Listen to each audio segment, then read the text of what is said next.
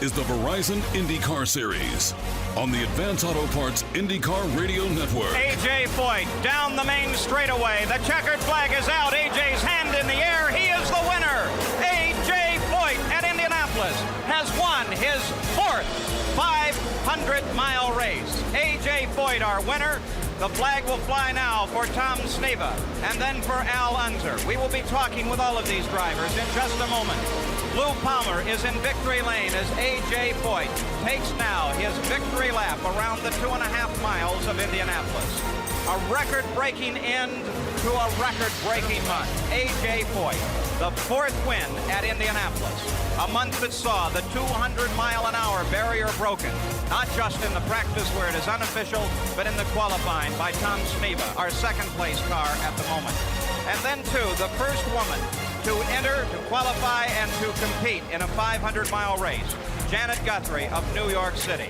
But for the moment, the name is A.J. Foyt of Houston, Texas. The car is his, a Coyote. The engine is his, a Foyt V8. And happiness, fame, and fortune are his, too. He is the winner of the 61st running of the Indianapolis 500. Pat Sedan continues to display the checkered flag to the 11 other cars running on the race course at the moment. They hand him now the red flag. He will use that in just minutes to stop the race, to bring the cars into the pits. The 500-mile race is complete. The checkered flag and the red flag are waved together. And the checkered flag was displayed first here for A.J. Foyt.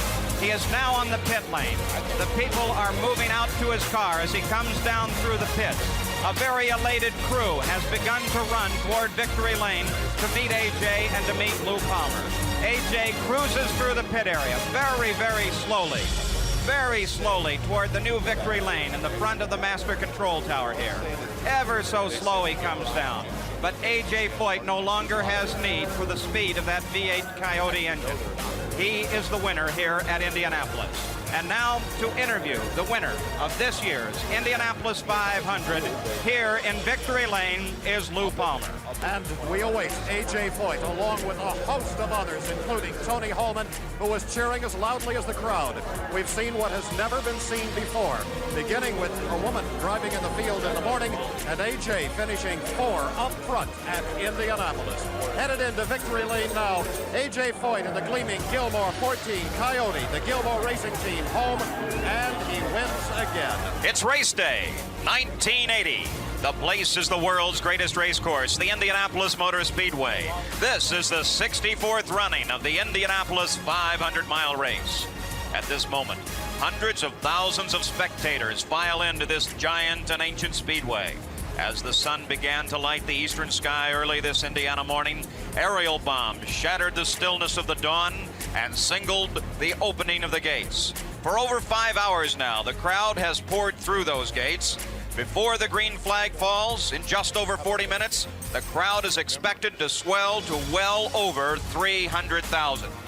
Each year, these fans make their pilgrimage to the center of Indiana. They come from around the world.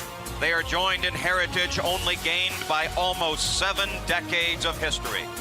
Many of these fans wear the bright colors reflected by the cars driven by their favorites. The grandstands, stretching for miles, are a kaleidoscope of bright color. Their spirits are high. They're here to open a new decade of racing at Indianapolis. This day is bright and blue. The temperature is 74 degrees. The forecast is for clear and sunny weather. Seconds ago, you joined race fans around the world. At this moment, the sounds of Indianapolis beam out from transmitters across the United States. Shortwave transmitters and satellites fling our words across the oceans and around the globe. You join us in a singular experience. The world's largest radio network combines you, the race fan from afar, with those gathered here at the Speedway. I'm Paul Page, and I'm proud to serve you once again as the voice of the 500. Less than half a lap ago, Grody Johncock by 5 car lengths over Rick Mears. They're in the north short chute. Here they come. This is the final quarter lap. Johncock maintains the lead. The voice of the 500, Paul Page. Who's going to win it? Gordon Johncock off the 4th turn. Mears is right behind him. Johncock, Mears makes a try. Johncock wins it by less than 1/10 of a second.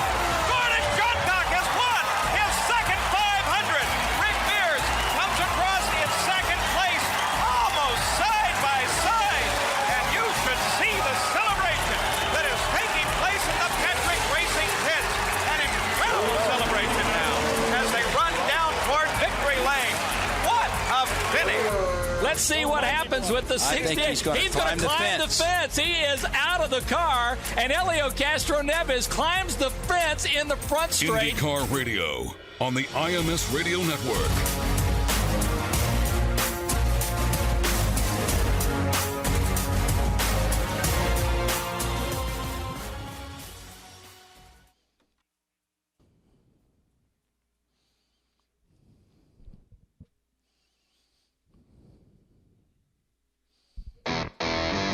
From the Firestone broadcast booth in Long Beach, this is the Verizon IndyCar Series.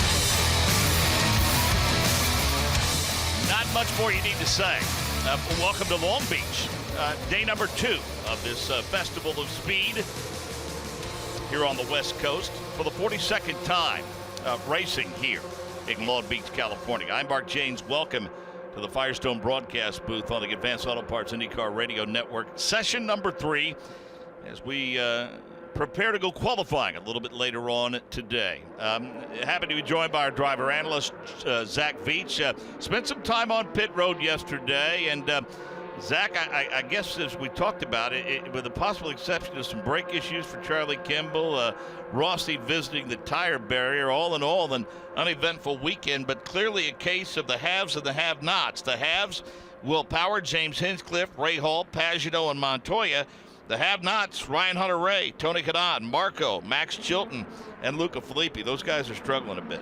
Yeah, most definitely. And the thing is, the session that we had yesterday afternoon, that's going to be the closest to what we have for qualifying conditions later today. So, maybe some of those guys that we see at the back of the pack that aren't used to being there, like Tony Kanaan, Ryan Hunter-Reay, they're just, trying test items to see what worked and what didn't in that second session. So maybe we can see them rebound this morning and carry that momentum into this afternoon's qualifying. On ovals, places like Indianapolis, Texas for that matter.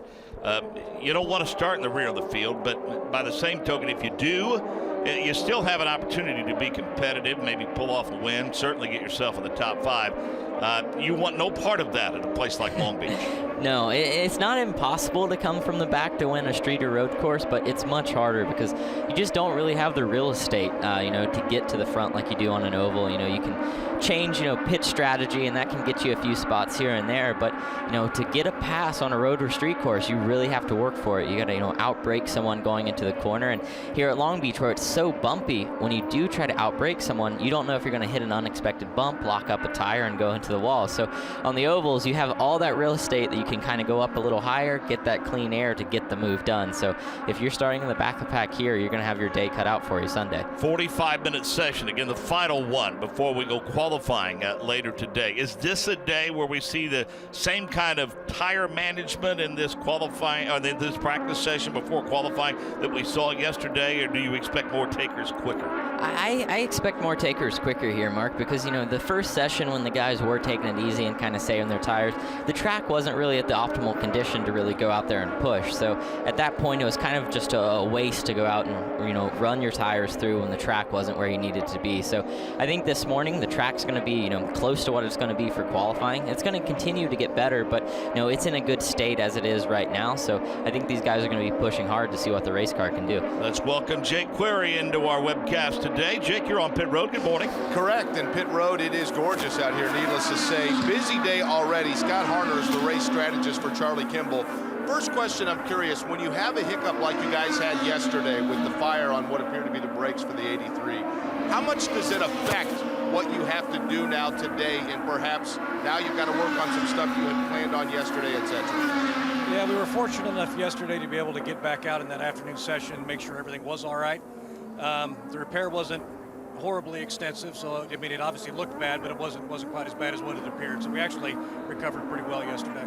In terms of this track, Scott, we go to a lot of obviously different street courses, but to my naked eye, it appears as though this one has as much, I guess, crowding and is probably as bumpy as anywhere. How big a challenge is that to find the aerodynamic sweet spot of the car?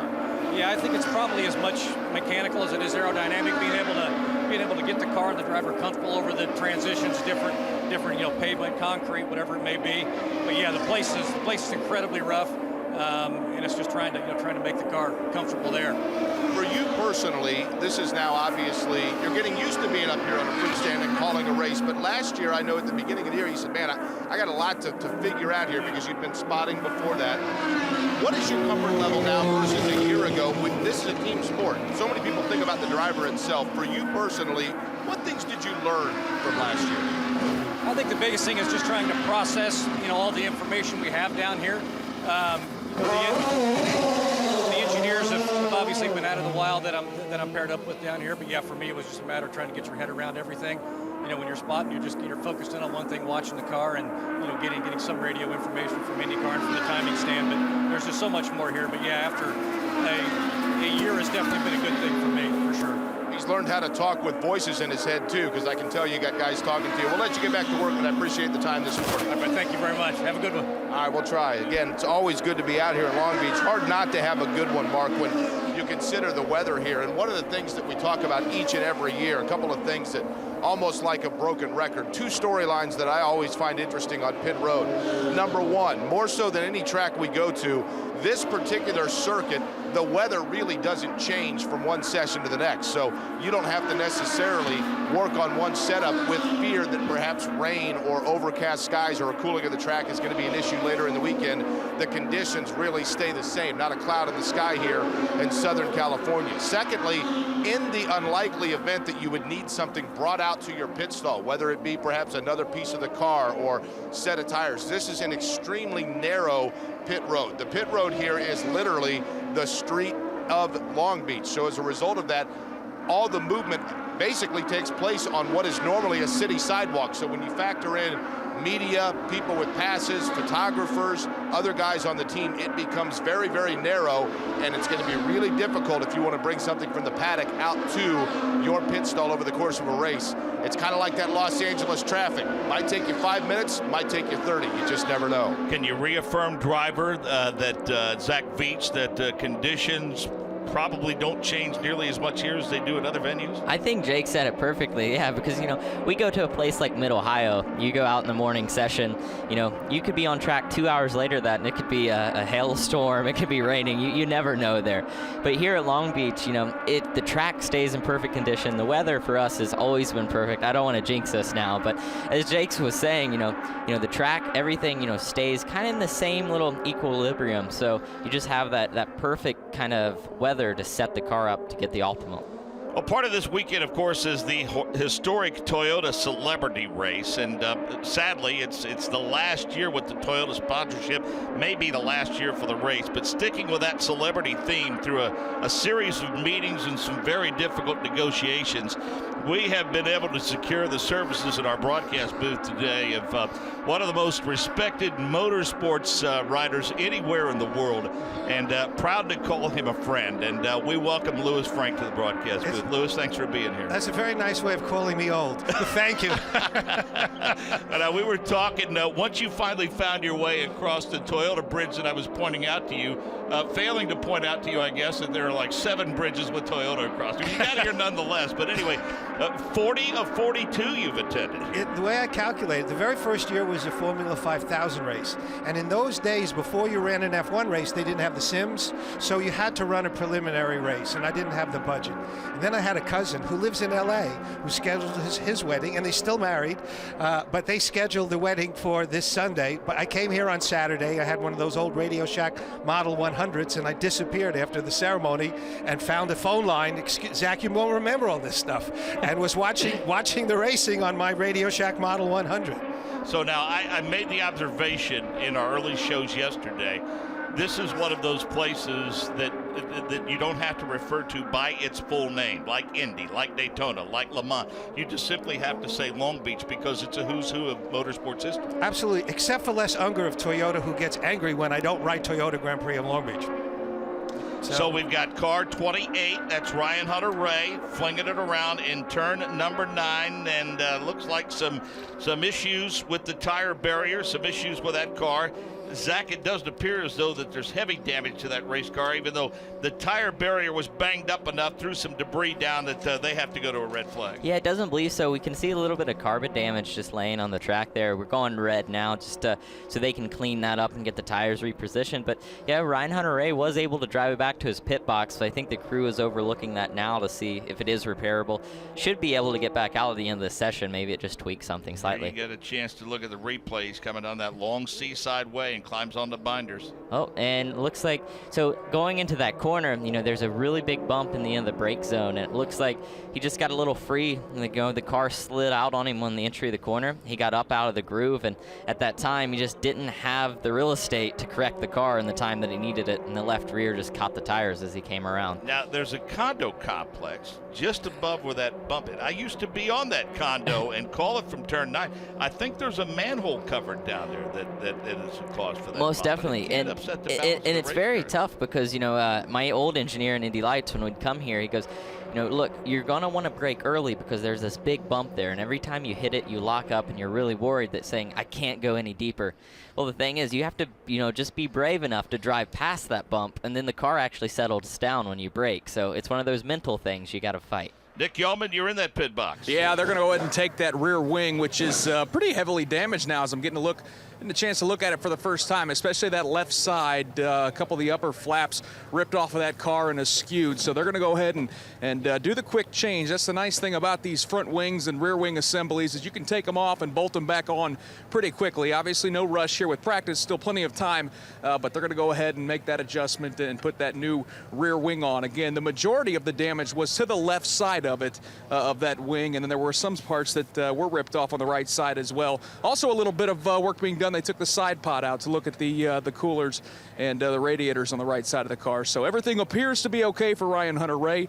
This rear wing assembly, though, going to need to be fixed to have a backup for the rest of the weekend. Zach, this is not the time, never a good time for an incident, but boy, if you ever want a session to be clean and green, it's this one. Yeah, and the thing is, you want to make that mistake definitely in this session instead of qualifying, though, because you have the time to get it fixed. He's going to have the time to get back out there, realize the mistake, or the setup change that they didn't like that hurt that. And we're getting a picture of the rear wing here, and I mean, there's a lot of damage to the left side of that. You got the end plate, the main upright stray of the rear wing. Half of that's broken off, and the pod's just damaged as well. As we're getting a replay of the accident again, yeah, heavy into the wall, or the tire barrier. It's lucky that that's the damage. Yeah, he was able to continue on, and again, right about the spot where that manhole cover is, that's where he seemed to lose grip first. And when you do that going into a turn, you're pretty much a passenger at that point. And I said it yesterday, and I'll say it again, but every corner begins in the brake zone in the early turn-in phase. So if you get that slightly wrong on one of these street courses, you don't have the runoff that you need to correct a car or change its attitude. Did I see it right? Did the pavement also change right by that? You can see in this other picture that we have, there's parts of the pavement that look like asphalt, some look like concrete. Yep, and that's what you run into here at Long Beach. This is one of those places, kind of like St. Pete, and Zach, you might explain how different that feels when you're going over it in a race car. It's a lot like, driving on a street car and you're going from, light rain to heavy rain in a way, because the asphalt that we have here, the regular city streets, has a lot of grip, but once you get on that concrete and if it's still somewhat green, so there's not a lot of rubber down, it's a lot like hitting water or ice in a way because the car really lightens up. So you have to actually change your steering inputs once you're anticipating, the change in pavement. So you can turn in aggressively on the asphalt, and then once when you're getting to the concrete, sometimes you have to take a little bit of wheel out if your car's a little free, or you have to put more wheel in if it's not turning the way you want it to. So you're constantly watching the track evolve, and you're constantly changing your driving to create a faster race car around the circuit. And of course, about a minute to go before we go back to green, we would run in the wets here, unless, of course, it's a torrential downpour. That adds a whole new element of handling into the equation when you're talking water on concrete as opposed to water on asphalt. And that's the thing, you always want it to rain on a road course because there, if you overcook it into the corner a little bit, you go in the grass or the sand trap. Here on a street course, if you're in the rain, it's really hard to push it to the optimal because if you miss up just the slightest bit, you're going to have so much momentum going that you can't get it stopped before you hit the tires or concrete. Preparations continue for tomorrow's Toyota Grand Prix of Long Beach. Broadcasting from the Firestone broadcast booth, this is the Advanced Auto Parts IndyCar Radio Network. The best drivers on earth aren't going to push the limits of man and machine riding on just any old piece of rubber, which is why Firestone is the tire of the Verizon Indycar Series. So when it's time to celebrate the 100th running of the Indy 500, no one knows more about celebrating than the tire that has more Indy wins than anyone else. Because at Firestone, we don't just make tires, we make champions. Whatever you drive, drive a Firestone. Run across the track. Welcome back. Green flag flies now after the single car incident involving Ryan Hunter-Reay. Happy to have with us Zach Vietzers, our driver analyst for this session. Zach will head down to pit road for qualifying today. Davey Hamilton will join us here at the booth. Jay Query, Nick Yeoman down on pit road. And Lewis Frank is with us, motorsports journalist. And Lewis, after a phone call, you reached out, informed me about a new venture you were involved with Mike Kalanoff from NASCAR, an expansion of his internet program. PopularOpenWheel.com was launched, and IndyCar Radio happy to partner with you in some cross-promotion efforts before the site ever went up. And, you can find IndyCar Radio prominently displayed on the page. How's the response been to it so far? It's been terrific. We need to work with each other, and there's people who listen on the radio who don't read websites, vice versa. And there's a lot of different information that we can give, and we can be a little more visual. You got to use your words. We can use pictures and video, and it's been great. And I got a funny story though. Kalanoff was also Dario Franchitti's spotter when he was with Chip Ganassi. So he has some funny stories. So, but he's never been to an IndyCar race, so he's coming to Barber next week. So we'll give him a hard time. Yeah, we look forward to visiting with him. So talk about the site and what the focus is outside of just simply the name. Now, the thing is, Mike felt that, NASCAR has their own websites, and IndyCar has their own IndyCar, and you've got TSO online and that. But basically, there was no place to go in America just for IndyCar and Formula One. So it was his idea to get talent from around the world. We've got a Scottish Formula One reporter. We got Christopher DeHard. We got an editor in Toronto. I mean, this is a cast of characters from around the world, and trying to bring things that you just don't get everywhere else and put them in one place. Okay, so you don't have to look around. It's a very easy to navigate site. People have been telling me that from day one, and it also is a place to develop young journalists. And so this is something that it's very easy. The problem is IndyCar, by the name, it's all tied up in, and I'm a lawyer too, don't hold that against me, but anything that says Indy is already trademarked. So Open Wheel worked, and it describes F1 and all the ladder series, whether it's GP2, GP3, Road to Indy, Indy Lights. If this is what you love, this is where you need to go. And it just started in March, as you said. We got Mary Mendez as our technical editor. Okay. Mary Mendez, that name may not ring a bell, but we all know here that her dad, George Bignotti, one of the most successful crew chief mechanics in IndyCar racing. And what she does is break down the technical stuff, that I don't understand. I'm just a dumb journalist. I write about people. And once in a while, I observe some things about racing. But Mary literally grew up in IndyCar.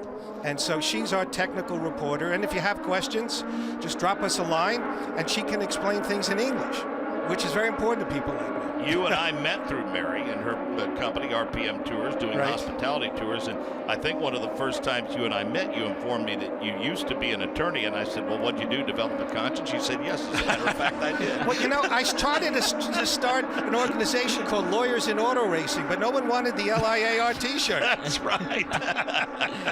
So we're about 27 minutes left in this session. Now, about 18 minutes in, one caution period, a single car incident involving Ryan Hunter-Reay. Kimball, Hinchcliffe, Montoya, Ray Hall, and Newgarden in your top 5. Alosian, Pagenaud, Dixon, Rossi, and Kanaan in the top 10. Then Hawksworth, Hunter-Reay, Munoz, Sato, Bourdais. Then Andretti, Chilton, Daly. Elio has turned just 5 laps, is 19th quick. Luca Filippi is 20th quick, and Will Power 21st quick. We're down 1 in terms of the entry list from a couple of weeks ago at Phoenix because the 20 of Ed Carpenter not running this weekend, just the 21. So Zach had an opportunity to look at things from a pit road reporter's perspective, and you know, obviously, as you well know, with your experience as a driver, there's a checklist to these sessions. So, you know, what did you see in terms of what changes they might have been making to their race car in P2 after P1? Well, for us, you know, we talked about it in the first show from the first practice session that, you know, I know Rob Howden kind of pointed out that we didn't see a lot of cars, you know, adjusting, or a lot of teams adjusting the dampers, taking the shock covers off, really, you know, getting to work on the, you know, spring rates of the race cars and things like that. And the second session, you know, from my point of view, guys were trying to really get their cars dialed in more to the conditions that they'll have in qualifying. So, you know, we're seeing a lot more spring changes, you know, rebound adjustments with the dampers. And, you know, now we're seeing some of the same thing, but, you know, I'm just looking at Charlie Kimball with P1. He's got the fast time of 1:07.72, and, you know, that's only a couple of tenths off Will Power's time in the second session yesterday. So the track's in good condition, and I'm assuming we're going to see, you know, the fastest time of the weekend set at the end of this session. I guess, for lack of a better term, Nick Yeoman will ask for a scene set here. It seems to vary from session to session in terms of the intensity of the work on the cars when they come to pit road. Again, we see covers come off and shocks and springs get a lot of attention. Do you see a lot of status quo from yesterday? Not a lot of adjustments on these cars, or do you see plenty? No, not a ton of adjustments, Mark. I think the game plan was certainly to work on some qualifying sims. As Zach mentioned earlier, with these temps, it's actually quite a bit warmer at this point of the morning than it was yesterday. About 76 degrees compared to about 68 degrees yesterday morning. So I think a lot of these teams trimming out and looking to work on those qualifying setups. Haven't seen a lot of teams come down pit lane. Joseph Newgarden just brought that Fuzzy's Ultra Premium Vodka Chevrolet to pit lane. They're just going to make a tire change. Doesn't appear to be any types of rear engine cowlings, side pods, or bonnets coming off the front of the car. So fairly routine, clean and green down here on pit lane, Mark James. Session continues to roll along. Again, 45 minutes in length. We'll get ready to go qualifying at 1:55 Pacific, 4:55 Eastern this afternoon. Louis Frank joins us in the booth for the session. And Louis, you've been here for 40 of the 42. And while certainly the current layout has been the most consistent and the one that people know, especially with the hairpin and around the fountains and whatnot, but no question the layout of this track has changed mightily from the way it began. Yeah.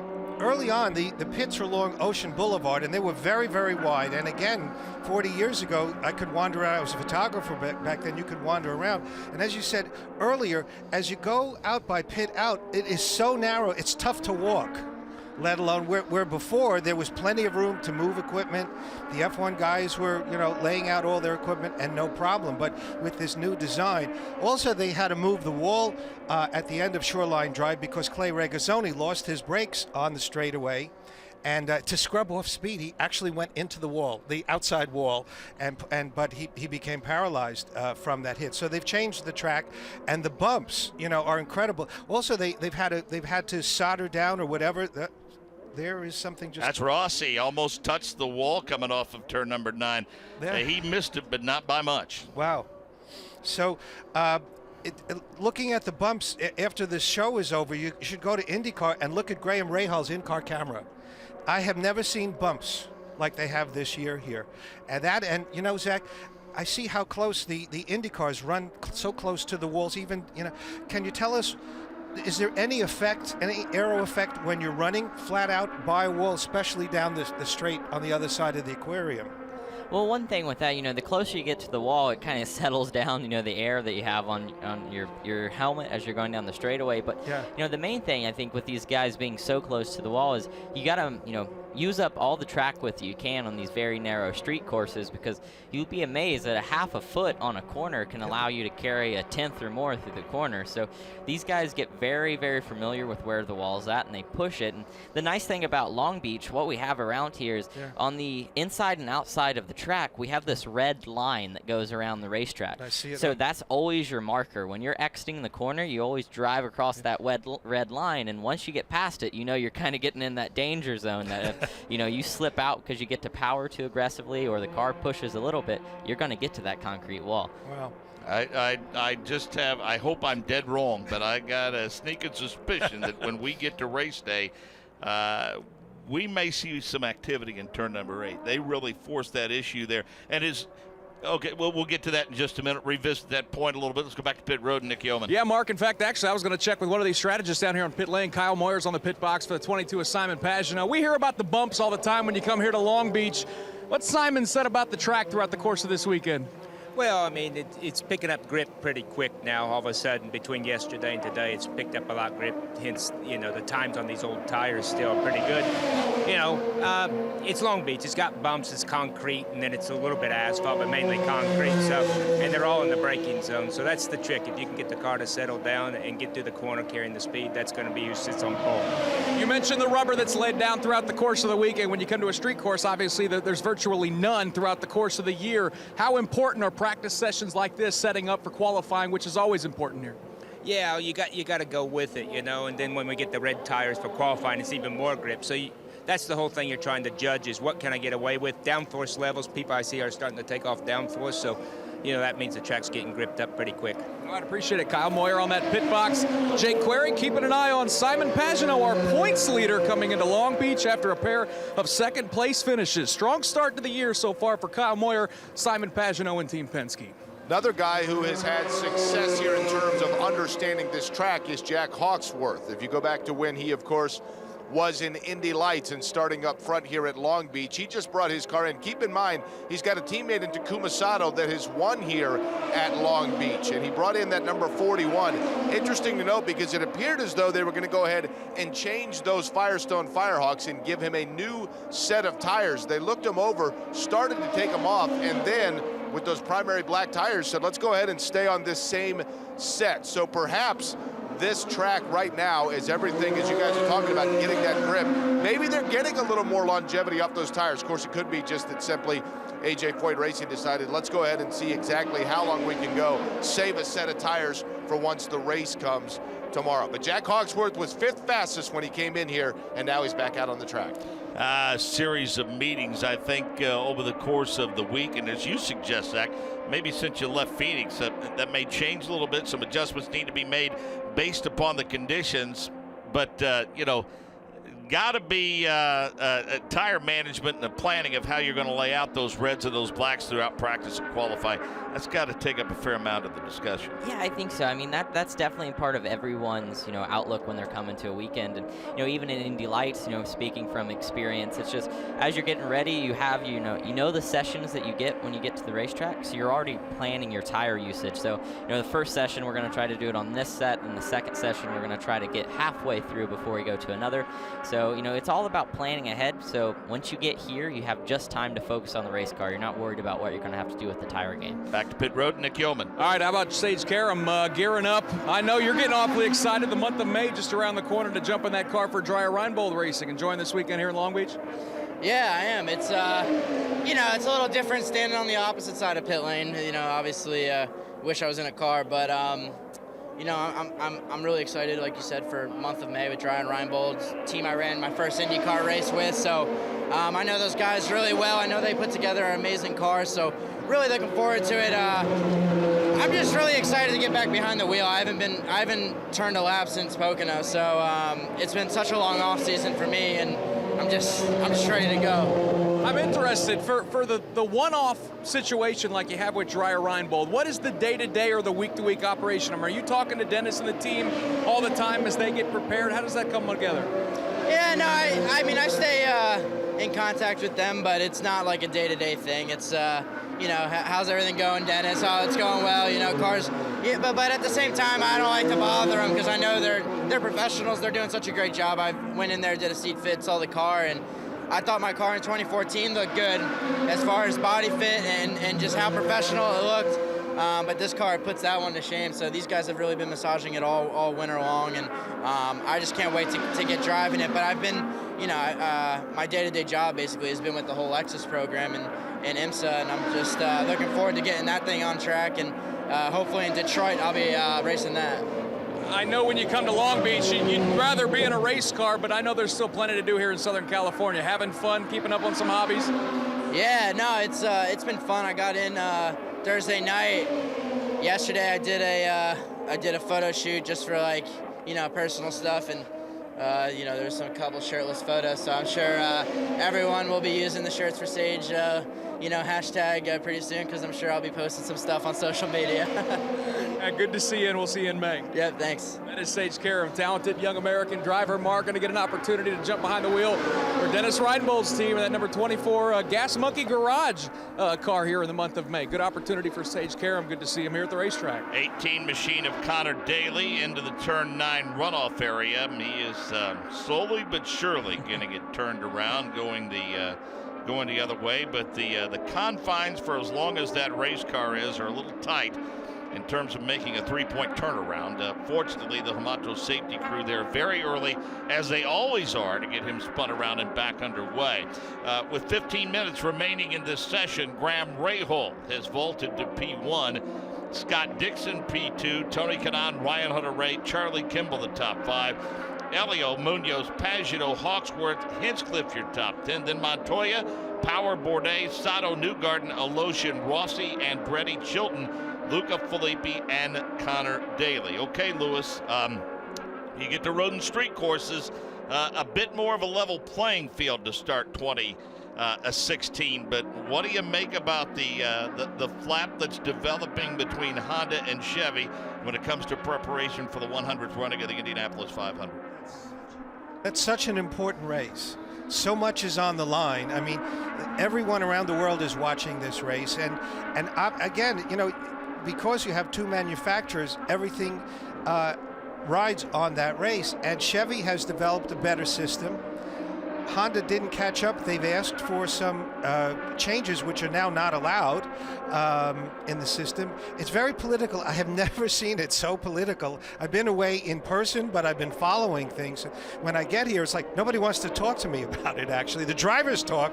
The engineers is like, there's an iron curtain down there now. No one, it's amazing. So much is on the line. So what I can make of it is I'd rather see the racing. I think in every sport, Ferrari and McLaren every year, some years ago, and 20 years ago it was Lola's versus the Reynards. Everybody develops something good, has it for a little while. I noticed like the front wings last year of the Honda and the Chevy aero kits were very different, but Chevy's deal was a little better, and now the Hondas look a lot like that. So it's a very high stakes game of poker, and racers race on the track and off the track. Wherever any formula that I followed, I remembered in NASCAR before they went to a common formula, it was the same thing. So but it's such a serious business now. It's the 100th Indy 500.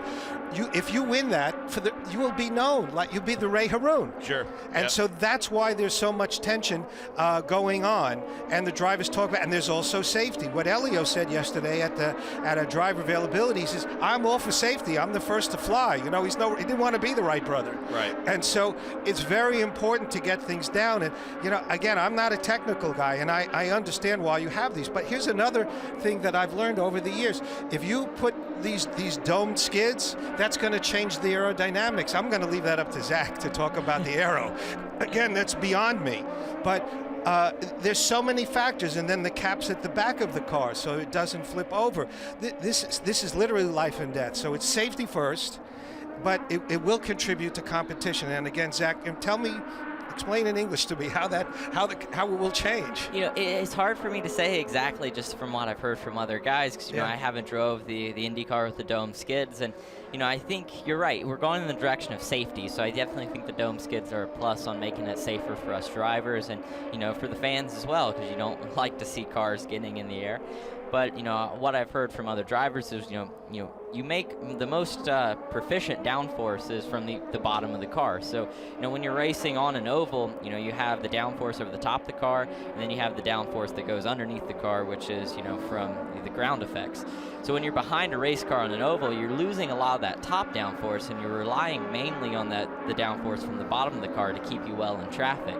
So when you take away that bottom downforce with the dome skids, it's just going to make it a little harder to run in traffic. As I've heard from some guys, they say running by themselves with the dome skid feels like they're, behind a car in dirty air.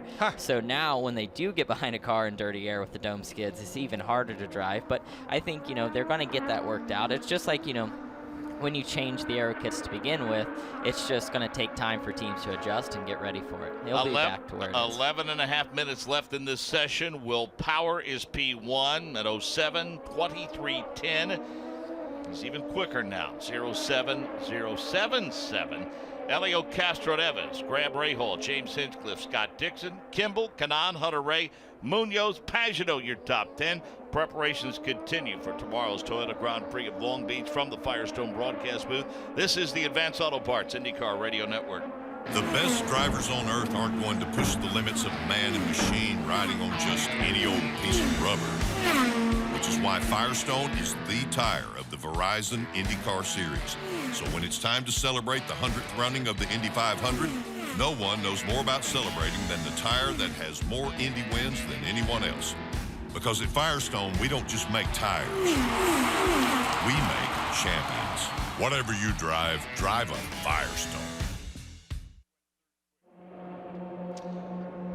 Welcome back to Long Beach, and 1 through 4. Team Penske, Zach Veach, Will Power, Elio, Montoya, Pagenaud. They've been scattered around timing and scoring throughout the course of the week. Of course, we didn't know what they were working on. And again, we talked about it yesterday, the benefits of having a multi-car team. And, you know, Spencer Piggott, who joined us for session 2 yesterday, echoed that sentiment. But yeah, that's pretty impressive. That's all you can ask for. And now the 4 teammates are actually fighting with each other, as we've seen Pagenaud go from 4th quick to 2nd quick. And before he took the break, Power was at a 107 flat, and now he's pushed it to a 106.8. So, I mean, these guys, I think they're really starting to show what speed they're going to have for qualifying this afternoon. Lewis, there's no question that we've had our share of parity over the past few years. You know, guys like Hinchcliffe gets a win, Carlos Munoz, Joseph Newgarden gets a couple of wins, and yet when you get to the end of the season, I suppose it boils down to the teams that are built for the long haul. And right now in this series, those teams are Ganassi and Penske. You know, it's like the Battle of Britain, pardon me for being historical, but it was keeping enough Spitfires and Hurricanes in the air, and that's it. If you got 4 bullets, it's better than 3 bullets. It's more expensive. You got different personalities. But by the way, you know what I'm impressed? Look at about a 1/10 of a second between Pagenaud, Castro-Neves, and Montoya.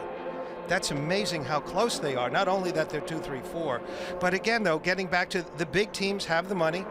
They can do all the little tricks. Remember when Penske had the different mirrors? Right. There comes a point you're looking for thousandths of a second. Forget tenths of a second. Forget halves of a second. And this is the big teams can spend the time. They've got their own. They can go into a wind tunnel, you know. And again, rules keep changing to try to keep the parity, but they can spend the money to get the difference. And to show you how Roger Penske can get inside the heads of his competitors, they went so far as to even drape covers over those mirrors. They wouldn't take them off until they sent the car onto the racetrack. Then the theory became, Lewis, that it wasn't anything to do with the mirrors that was creating the advantage. He was using that as a smokescreen to hide something else he was doing. Derek Walker, the former president of IndyCar, all the time that he would cover up. It might have started before him, but definitely in his reign 40 years ago, he would cover up the legal part, per se, and the extended part would be right out in the open, and everybody would be looking under the cover, as you said. Brilliant. Let's go back to pit road and Nick Yeoman. Tell you what, Mark, we're seeing speeds pick up. As you mentioned, Team Penske's gone 1 through 4, but how about a tip of the cap to Schmidt-Peterson, who's gone 5th with Mikhail Aloshin and 7th with James Hinchcliffe. Hinch was very happy with that car yesterday, ending the 2nd practice session in 2nd, and that is a team, that entry specifically for James Hinchcliffe, that really is just looking for something to go right. 19th at St. Petersburg, had a cut tire on the opening lap, an incident that wasn't his fault, and then the Phoenix weekend was certainly a headache with that practice crash that put him towards the back of the field and just couldn't fight his way through, finishing 18th. So good to see Sam Schmidt's team, and those Hondas have shown up with some speed. Mikhail Aloshin sitting 5th, and James Hinchcliffe right now in 7th, Mark. 7 minutes left in this session. Nick, let's stay with you. There's plenty of joy, and rightfully so, at the return of James Hinchcliffe.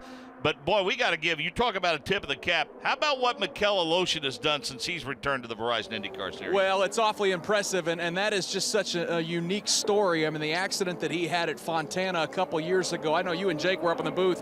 I was down on pit lane, and that was about as serious as a situation as we could possibly have.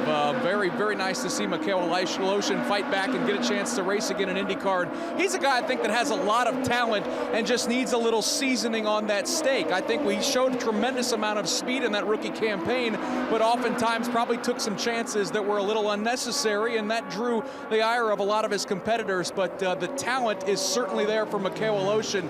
And Mark, I think he's probably on the short list of our next first-time winner. I think that highly of the young Russian driver. Zach, are we getting to the point to where maybe one more qualifying sim could be in the offing? After all, there's only 6 minutes left in the session. I really believe so. As I've said before, and I'll say it again, Long Beach always rewards the guy who's fastest on the in lap. So, you know, it's always going to come down to the checkered flag, and that lap is always going to be the fastest because the track's continuing to improve. So if you're going to do it, now's the time. Lewis, we can throw the proverbial blanket over the top 14 here in this session? Within 1 second. So when you talk about, you know, parity, there is. And the difference, again, is these tenths and hundredths and thousandths of a second. 14 cars within 1 second. We talk about all the race courses that we visit. They all have their signature portions. You know, there's Thunder Valley, the Keyhole, for instance, Mid-Ohio.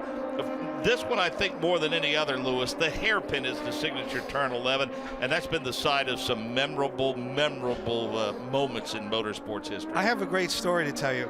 Alex Zanardi was here. This throwback paint scheme reminded me of it, of Dixon in the Target colors. And he rear ends, I think it was Bobby Rahal. He bent the steering arm, and he's driving it instead of like 9 and 3, he's driving it at 12 and 6. He comes into the pits, and his crew chief, Rob Hill, with his bare hands, bends it back in shape. He wins the race. I was at the Zanardi, I was at the Ganassi shop in Indy, watched it in slow-mo. 6 hits on the steering arm. How about that? Let's go back to pit road and Nick Yeoman. Yeah, I got an issue for Takuma Sato, it appears. That ABC Supply Honda just came to a stop at pit entrance, and about they got 5 more members of that AJ Foyt crew hustled, jogged all the way down to pit lane. Actually, I guess they didn't have to go too terribly far, about 4 or 5 stalls down to retrieve Takuma Sato's car. So we'll see if there was any type of issue for Takuma Sato, but wasn't able to quite make it back to his pit box. Came about, I want to say, 60 or 70 yards short, Mark. Yeah, he came off of that hairpin, Nick, and you know, that's a pretty quick exit onto the pit road, and he was under power, and fortunately, he was able to get the car there. We have another issue on the track. Looked like the 15 machine of Graham Rahal. He may have made some contact with the tire barrier at turn number 9. We see a little debris field behind him. That'll bring out the red flag. Zach, go on board with Graham Rahal. Looks like he turns in. Oh, he just gets a little free in the middle of the corner, and when he corrects it, he goes up the track and just runs out of the room on the exit. Jay Query? And I'll tell you, obviously, that red flag doing what we would anticipate. That is bringing everybody to pit road. Tony Kanaan, Elio Castroneves, both their teams awaiting them here at the end of pit road. And Mark, I think probably what that means is it's going to go ahead and bring the end of this session. Castroneves, one of them that we'll try to talk to here as they await for him to come in. Tony Kanaan just came in as well, as things now start to slow down and quiet down here on what has been a very busy pit road. Graham Rahal out of the car. Hamatro safety crew is there, and he missed the tire barrier. He slapped that left side pretty hard, Zach. He hit the concrete pretty hard, and that's the thing. I think the team's going to have a lot of work to do for qualifying, because not only does he have a lot of damage to the left front, when he did hit it, the left rear slapped into the wall too, so they need to make sure the gearbox and engine components are right after that big hit. Again, another look at it. Yeah, and as we can see, he just has a big correction, and then you're carrying so much speed through turn 9 that he gets offline, tries to get on the brakes, locks up that inside front tire, and the thing just pushes straight to the wall. Yeah, we saw the fronts lock up. I mean, the wheels just stopped spinning. Not much grip when that happens, is there, Zach? No, not at all. Well, you got to think, when you lock up an inside tire, you relieve all the turning capability of that tire and put it all on the outside front tire. So you go from having, 2 front tires to 1 trying to turn the car. Okay, Takuma Sato is out of the car now. It's been a pretty good weekend all in all for him. Jake, let's get an update on what happened to that car most recently. Yeah, and let's hope it's not anything severe, Taku. I mean, the car's been fast throughout the course of the weekend. We saw you come to a stop at the entrance of pit lane. What seems to be the issue? We lost drivetrain. Something to do with maybe gearbox or something like that. Yeah. How's the car been otherwise, though? I mean, you guys seem like you've shown some speed as an organization. I think so. I think we made some progress, and then wasn't fast enough right now. But we need to find out a little bit more speed for the qualify. But It was everything it progressed nicely up until we had a little problem. All right, drivetrain issues for Takuma Sato, Mark. So Sato, just like the rest of the field, done now because of the one-car incident involving Graham Rahal. We've gotten a couple of looks at the replay. Zach, he got pretty deep to the curbing, to the inside, and we talked about here, the curbing is probably as forgiving as any race, road and street circuit that we run on, but it's not totally forgiving. Right, and it's still, changing the balance of the car when you get on that curbing. And, part of the reason we use the curbing in Turn 9 is to help rotate the car, because you get some understeer, so it's not turning how you want it to. You get to that curbing, it helps rotate the car, but sometimes it over-rotates the car like it did for Graham Rahal. And then, as I said, you're carrying so much speed through there, and the car is so loaded. If it does break free, it's kind of like a snap on an oval. It takes a lot of time to correct it. So, luckily Graham Rahal got away, not too unscathed, but, I think he'll be fine for qualifying. Does paint have anything to do with it? I know at certain courses, if you just touch some paint, and the curbing is painted as opposed to, again, the concrete or the asphalt, what effect does the paint have? In some cases, the paint actually picks up rubber before the asphalt or concrete does because, it's a little more adhesive. So a place like Long Beach here, you get on the paint, and it actually has a lot of grip. So sometimes you got to be careful that, if you have a free car, you touch that curbing, you touch that paint, and it really bites down on the paint as you're turning the car, and that'll snap the rear out as well. So that's a very good observation. So Lewis, the session comes to a close now. Jake Query waiting to chat with one of the drivers following the debrief. I guess an overview, 30 to 45 seconds or so. The feeling that you have not only as a motorsports rider, but as a fan, what it's like to be here. They are going to add 3 more minutes to the session, so we will have a little more run time for these drivers, but what comes to mind about the history of the Grand Prix of Long Beach as you make your way around? Seeing all the early wins, seeing the Formula One drivers, seeing Mario Andretti win, seeing Bruno Giacomelli never making the first turn. It was a big crash. If you go back in history and look at the opening lap here, not making it. Long Beach, by the way, used to be the R&R for the nearby port, and they had porno theaters all along Ocean Boulevard. So here you had the most sophisticated people in multi-million-dollar cars, and across the street, there's a family show, so I won't tell you the titles of the movies, but I have that. I have the good weather, the people here. Emerson Fittipaldi. How about George Harrison singing Happy Birthday to Tati Pappas? Tatiana Fittipaldi married Max Pappas, one of the stewards, and she reminded me, not only did George Harrison, the Beatles, with Tom Petty, sang her Happy Birthday here. These are my memories, and you're too young to remember, Zach. They had streakers here. The day. There's so much to remember. Dick Simon and his boat that came here. What was the name of that boat? Oh, there's so many great memories. The crowds come out. They love racing. Everyone's happy. They have Battle of the Bands. I could go on and on and on, but you have a limited show here. You should know that Zach likes to jab us occasionally by saying, "When I was a kid, I was growing up," and that sort of thing. And I think it's just a dig personally. I don't buy the naivete of it. Of course, after a stop at Barber Motorsports Park in Long Beach, we'll see you in the month of May. If you have those thoughts and impressions of the 42nd running of the Toyota Grand Prix of Long Beach, how about what we're about to enjoy, the 100th running of the Indianapolis 500? I'm missing another wedding. This time it's not family. Well, yeah, I am missing the wedding going to the race. I mean, Indy, to walk through that track for the first time, and also to bring back Emerson Fittipaldi when he showed up the first time in the pink car and the purple driving suit. Yeah. I remember him going out on the grid. Here's a 3-time world champion. He's seen everything. And he looks up and down the main straight, and all he can see is people. And it made him 20 years younger. And look, he came back years later to win that race. There's so many memories. Being excluded from the deadline press room. Forget it. You're going to need an hour-and-a-half show for me to talk about my years at the Indy 500. And by the way, Ryan Hunter-Reay calls this, Long Beach is the Indy 500 of road races. And it's perfect. I don't think you'll get a lot of argument or a lot of dissenters. Jake Query, you're on pit road. 3 minutes left in this session. It looks like we have a ton of takers. Absolutely. Everybody going to take advantage with 3 minutes left. That means that essentially you're going to get one warm-up, and then maybe you get a chance for 2 flyers, certainly one of them, but just a chance to see exactly what's in those cars. I'm at the very end of pit road. As a matter of fact, the very first pit stall is Helio Castroneves, and he did not make any changes, nor did his team, I should say, to that machine during that brief interlude there where they came in and sat and waited. We found out they got the 3 minutes. They didn't make any changes to that machine. Castroneves simply talking to Roger Penske. They sent him back out. So, of course, scuffed tires on there right now for Helio Castroneves. But whatever they were doing that enabled them to have the Penske cars 1, 2, 3, and 4 on the speed charts, that's a sweet spot they liked on those machines, so they didn't make any changes to them here for the end of this session. Race stewards, I think, to be commended, Zach. A 3 to 3.5 minute session.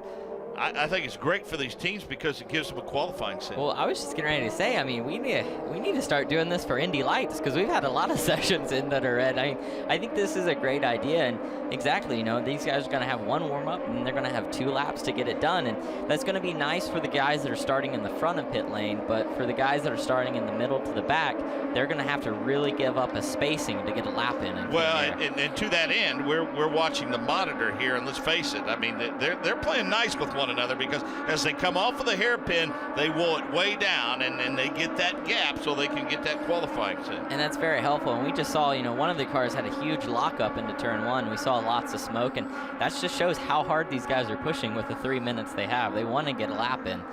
And that says goodbye to that qualifying sim. Yeah, and don't forget the fans. They paid for 45 minutes of practice, and congratulations, you're getting the full show. Yeah, no question. A very good point. As we get down to 40 seconds left in this session, that's all. Will Power, Simon Pagenaud, Helio Castroneves, and Juan Montoya. They are the top 4, all Team Penske, all Chevy. The fastest Honda right now, Mikel Aloshin. Graham Rahal right behind him, but his session is done after slapping the wall off of turn number 9. Both Hondas, they're 5 and 6. Then Newgarden in a Chevy, Hinchcliffe in a Honda, Bourdais and Dixon in Chevrolets, Hawksworth, Kimball, Kanaan, Hunter Ray, Munoz, Sato, and Andretti. Not been able to find pace all weekend long. Chilton is 18th quick, then Filippi, Daly, and Rossi. Not such good news this weekend for the rookies like Chilton and Daly and Rossi. They've struggled a bit, Lewis, but let's face it, up until this point, they've been pretty impressive so far. Oh, absolutely. I'm very impressed, and especially Rossi, coming over here in a completely different car, and he did credible for a little while at Phoenix. So as he gets more comfortable, we'll see some great things. And again, I'm looking forward to Rookie of the Year at Indy. Yeah, that's going to be incredible. Certainly, no question. And the checkered flag flies on this session, and no change at the top. Zach Veach, everybody chasing Team Penske. And I think it comes down to, too, just got to go with tire life. I think some guys try to do a qual sim at the end of the run, but I think Penske just timed it right because I'm assuming all their cars kind of had the same plan on when to run those tires, and that's why we see them 1 through 4. So I think those guys are definitely in contention to be in the Fast 6. Lewis, we don't spend enough time talking about it, I don't think, because of the issues that exist between Honda and Chevrolet. But let's talk a little bit about Firestone. Yes. They have had no takers, no comers in terms of someone else coming to the series trying to provide tires. Of course, Firestone and Goodyear existed together for a while, and then when Firestone came back, it was Katie barred the door. You get in victory lane. Driver thanks the sponsor, thanks the crew, thanks the crowd, and then thanks those Firestone Firehawks right away. What they do is amazing in this series. Listen, this is the thing that is in contact with the road. Your life depends upon this. And I remember Leo Mel of Goodyear, and he said the only time we talk about tires is when they fail. So when you think and when you can, I've seen you've seen some couple of double stints on the ovals. I mean, it's amazing. Right. What a good tire. And also, I have to say, I find Formula One incredibly complicated with 3 sets of dries. The reds and the blacks are just perfect for me. And it's very easy for the fans to understand. There's a little bit of baseball involved, and when do you run the reds, when do you run the blacks. But basically, these are dependable, safe tires that are fast, that still allows the teams to come up with a strategy when to use them. They do a great job. He will drive the pace car for the 100th running of the Indianapolis 500. Until then, he's got 4 drivers poised to win a race this weekend at the Toyota Grand Prix of Long Beach. Jake Query, you've caught up with Roger Penske. That is correct. Roger Penske, as always, when we watch your team, it seems like everything is crossed off. You guys, very little goes unchecked or unnoticed. Clearly, that seems to be the case here at Long Beach. Take me through this particular weekend What were the biggest challenges in getting your cars ready for qualifying sessions here to get them 1 through 4 on the speed charts? Well, I think the first thing is you got the heat. We haven't run it with it this warm, but the setups are similar to what we had at St. Pete, and I think that the guys have now migrated close to the same setup.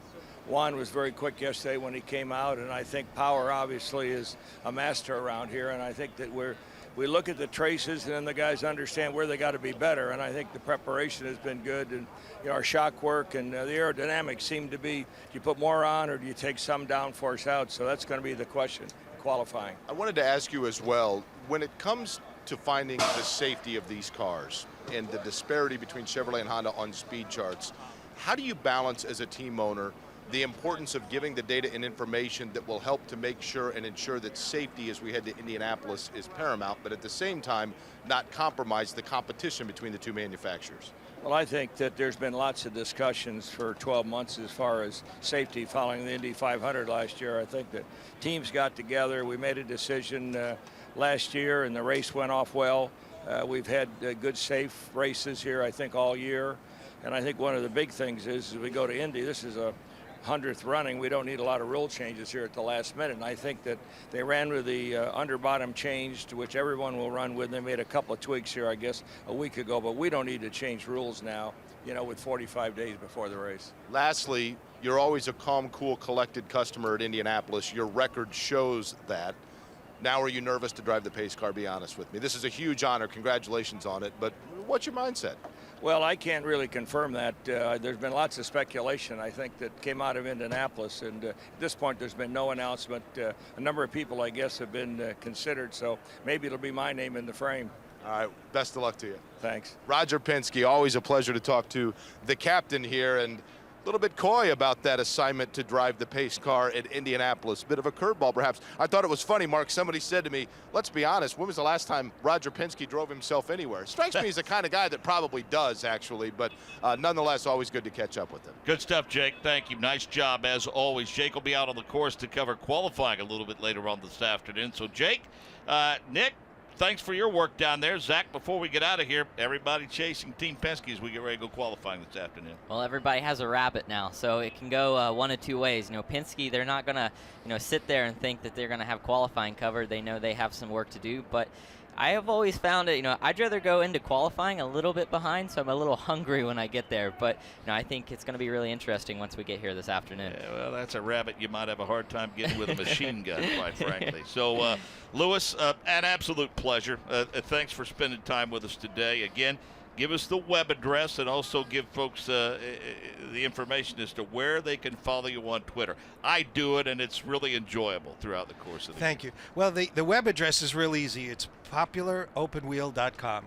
popularopenwheel.com. Okay. Me, I got a funny spelling. LEWISFRANCK.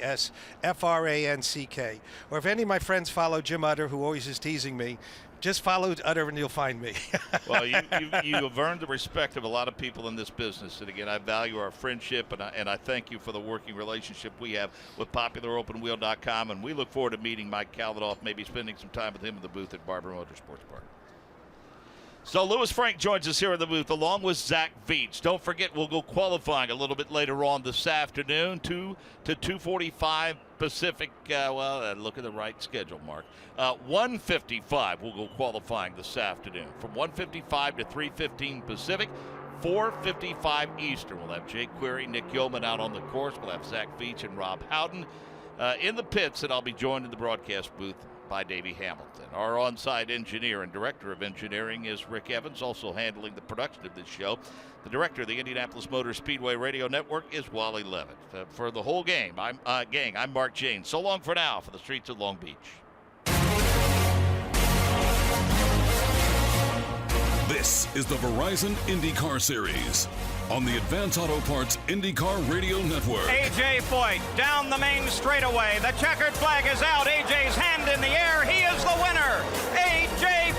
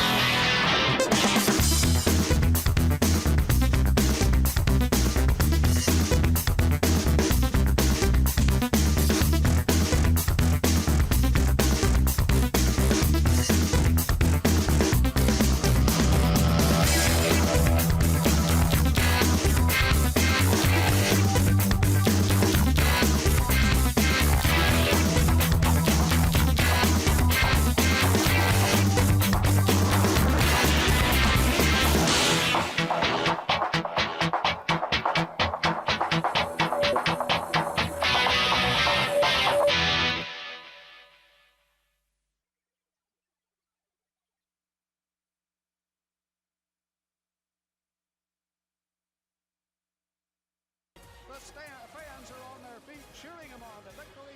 He's over the turn 2, Howdy. As once again, in a very select group of 3-time winners, he will join as he goes up the backstretch. Johnny Rutherford began to raise his hands off of the steering wheel, saluting the fans here on the last lap. He is about a third of a lap away from victory. Doug? And here he drops down into turn number 3, slowing up maybe just a little bit, it seems, into the short chute. Darrell, take him home.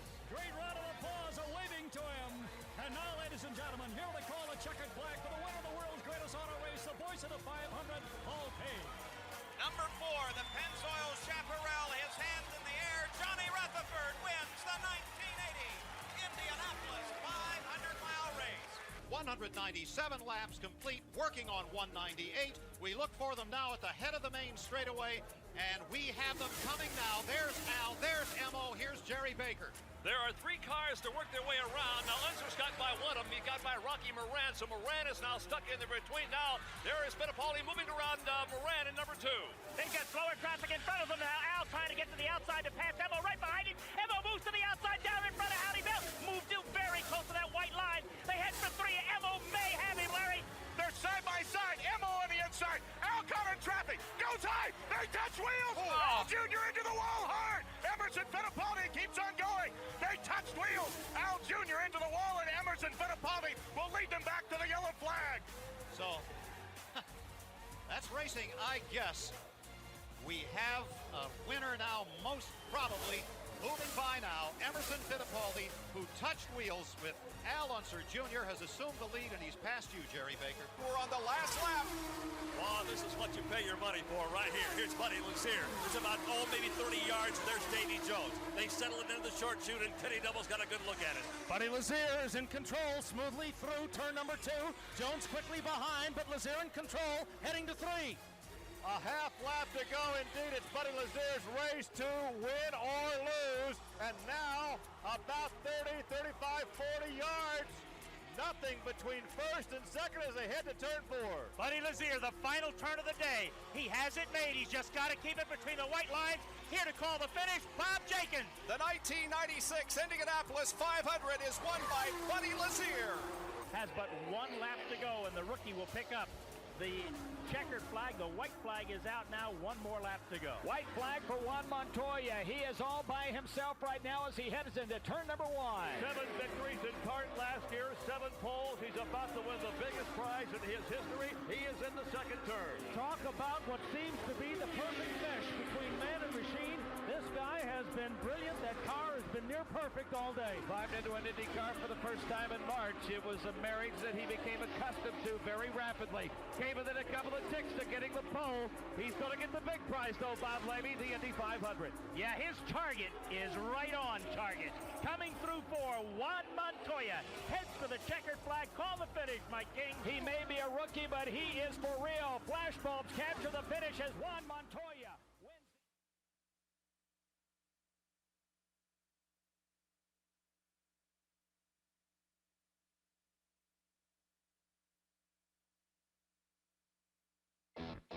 From the streets of Long Beach, this is the Verizon IndyCar Series.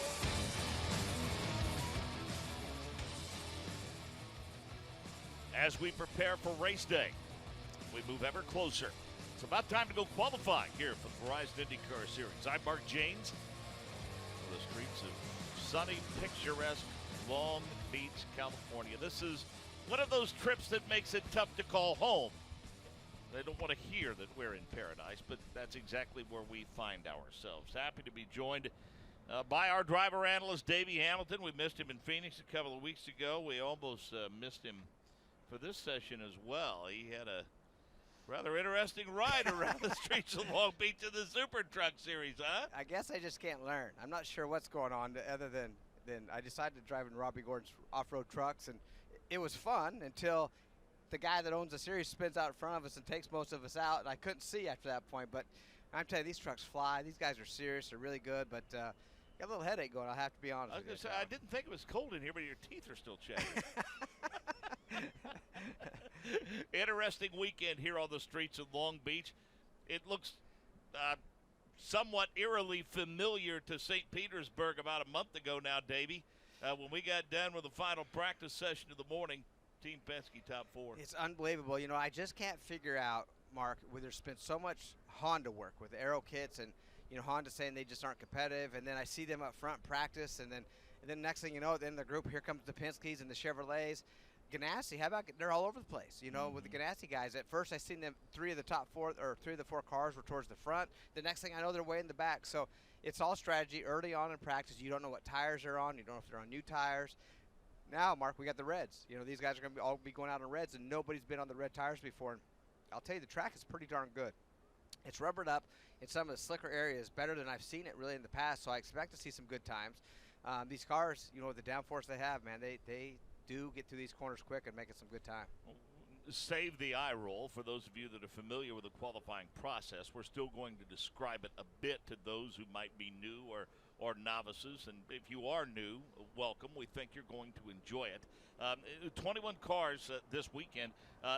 The rounds are divided up into 10-minute sessions. 2 groups to start off with.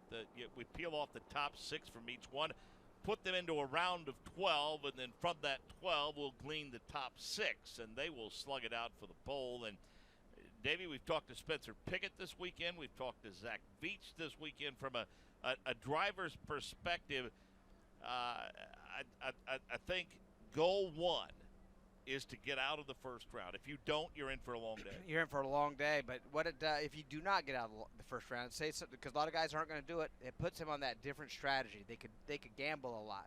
But if you're here really to win this race and try to run it front, you need to get out of that first round really to have a chance. We've seen it happen. I mean, some pit crazy stuff. The guys in the back go completely out of strategy and find themselves towards the front of these races.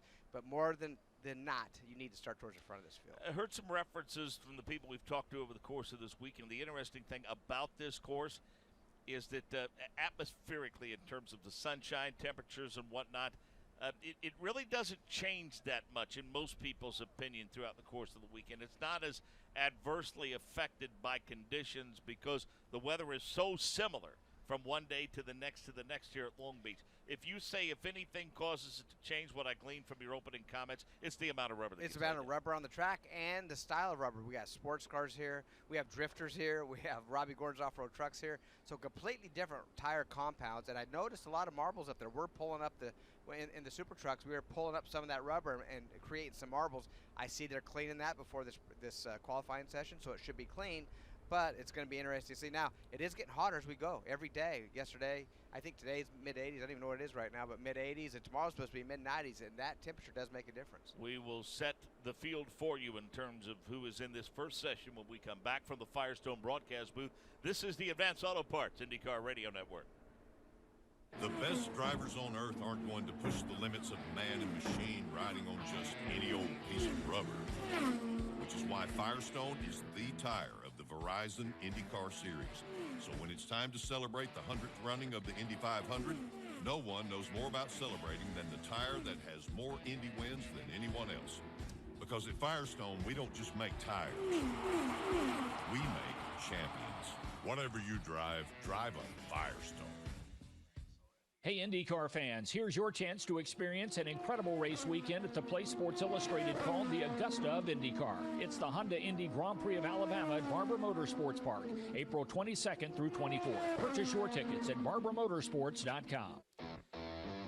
From the Firestone broadcast booth in Long Beach, this is the Verizon IndyCar Series. Wasn't that long ago you would look at the way the sessions were divided up in terms of who was in them and think, boy, this one's really stacked. Both are now, in fact. Session number 1 underway. Simon Pagenaud, Juan Montoya, Graham Rahal, James Hinchcliffe, Scott Dixon, Charlie Kimball, Ryan Hunter-Reay, Takuma Sato, Max Chilton, and Connor Daly. Stable of talented broadcasters working this event with us today. Let's start on pit road first and say good afternoon to Rob Howden. Rob, been a pretty uneventful weekend all in all. Should be anything but uneventful as we get set to go qualifying. Check in with Rob Howden momentarily. We've got Zach Veach on pit road today. Zach, your perspective over the course of the weekend, what are you looking for from qualifying today? Well, Well, as you said it, best. I think these guys' main focus is just getting out of the first session. As I'm standing, behind Graham Rahal's pits, you're seeing a lot of nervous looks, but the first session is most important, just to get a good time and carry on. Because if I was in the driver's seat, I would be wanting to start in one of those first 3 rows. Happy to have Zach Veach with us. Again, I made a good deal on real estate that I've had for a few years, and just signed off on it. He's high atop turn 11 today. Let's welcome in Nick Yeoman. Good afternoon, Mark Janes, and good afternoon to all the IndyCar fans tuning in across the network. What a spectacular view up here, Mark Janes. As you mentioned, it is one of the slowest portions of this racetrack, really one of the slowest portions we're going to see on the entire schedule for the IndyCar series, but it is still spectacular. Beautiful beach and boats lined up in the harbor to my left, race fans walking up and down the bay, buying food and certainly picking up plenty of those adult beverages as well. But directly in front of me, a very technical part of this racetrack. When these drivers, Mark, blitz underneath the Firestone Bridge, a very sweeping left-hander, and then it sets up for, as I mentioned, the slowest portion of the racetrack, a 180-degree right-hand turn. It is one of the signature corners on this racetrack. It is absolutely spectacular, and it is very key for those drivers to get off of this final hairpin in turn 11 as Juan Montoya and Charlie Kimball race out of turn 11. Scott Dixon in tow as well. Mark, if you get off of turn 11, you've got a long front straightaway to pick up speed. Very technical and important part of the racetrack right here below me. No more important portion, according to most drivers, than that hairpin, Davey, and it's amazing that a place can be so important. So explain why that is when they're carrying speeds of blistering 20 to 25 miles an hour through there. Yeah, isn't that funny how the slowest part of the racetrack is one of the most important parts, but that is simply because of you definitely want a great exit. You want to get to that corner as fast as you can, so you exit onto the longest straightaway that we have, Mark, that you're going 180 mile an hour at the end of it. So the faster you can get off that corner, the more momentum you gain, and just the longer, it's like an ET in a drag strip. The faster you can get off that corner, the better you are going to be into turn 1. Long straightaway leading into turn number 3 at Toronto is a great passing, drafting opportunity. Is this one not quite that conducive to drafting, this front straightaway here, because it bends? Yeah, you're right. It's not quite as good because coming off that hairpin corner, number 1, and number 2, you're right. It bends to the right, so to go around somebody, you're tracking more ground. You're taking a longer distance. So it's definitely not as good as a Toronto straightaway, but it can be done. But really, Mark, where the passing happens is really under braking down into turn 1, where the track does straighten out, where you kind of get a good evaluation of turn 1 and where you're at and out of that bend. Connor Daly, Juan Montoya, Ryan Hunter-Reay, Simon Pagenaud, Max Chilton, Scott Dixon. As this session rolls along, we're down to about the 5.5-minute mark, so about halfway through it. And Davey, I guess, things have changed from they were a few years ago. Remember how we used to set the booth or out on the course and scratch our heads saying, why aren't guys out there taking laps? Why aren't they turning times and everything? And now, for the most part, the 10-minute session's pretty busy, and they actually seem to divide it in half. Yeah, what happened there, and we scratched our head, like you said, going, why aren't these guys going? But what happened is they wanted to wait until the track was the very best it was going to be, where the most rubber was down, and then it would put a lot of pressure on the driver to go out and get that perfect lap because time was running out. But what happens is if a yellow comes out, an accident was to happen, then they didn't get a chance. So a lot of guys fast cars were finding themselves outside of that, making it out of the first round. So now you see these guys not wasting the time. They're going to go out and set a lap down. And I think what they found out, and what we always talked about, is how much better can the track get in just a few laps after all these thousands of laps have been turned here over the weekend. So Connor Daly, I see he's on his reds right off. So that time that you see for Connor is probably, going to be his fast laps because he's on the reds. Now you see guys coming like Graham Rahal right now just getting ready to put his reds on. Coming on the track just now, Hinchcliffe has his reds on for the first lap. So now this is where the times are going to drop, but does the balance stay the same from the tires they've been practiced on, the standard blacks, to these grippier red tires? Nick Yeoman's in turn 11. Yeah, I'll tell you what, Mark, fairly similar strategy for 8 of the 10 drivers to start off this qualifying session. Everyone except for Graham Rahal and Connor Daly went out. They did 2 laps, then came down to pit lane to put on those red tires. Not a real surprise to see Connor Daly go out on those reds immediately. He has been struggling, chasing that car all weekend, was 20th in the practice earlier this morning. Graham Rahal, the only driver that stayed out there for an extra lap on blacks, but Connor Daly, Zach Veach made his way to pit lane. Thanks, Nick. Yeah, just speaking on to Connor Daly, we saw him out there running on the sticker red tires right away. A little longer than the other guys, found himself P1 early in the session. Daly just came in to get a brand new set of sticker reds and send his way back out, so we'll be looking for him getting up to speed momentarily. Tires, tires, tires, Davey. Is that all we talk about? Unfortunately, in our sport, that's a big thing, right? I talked to some guys, some rookies getting into from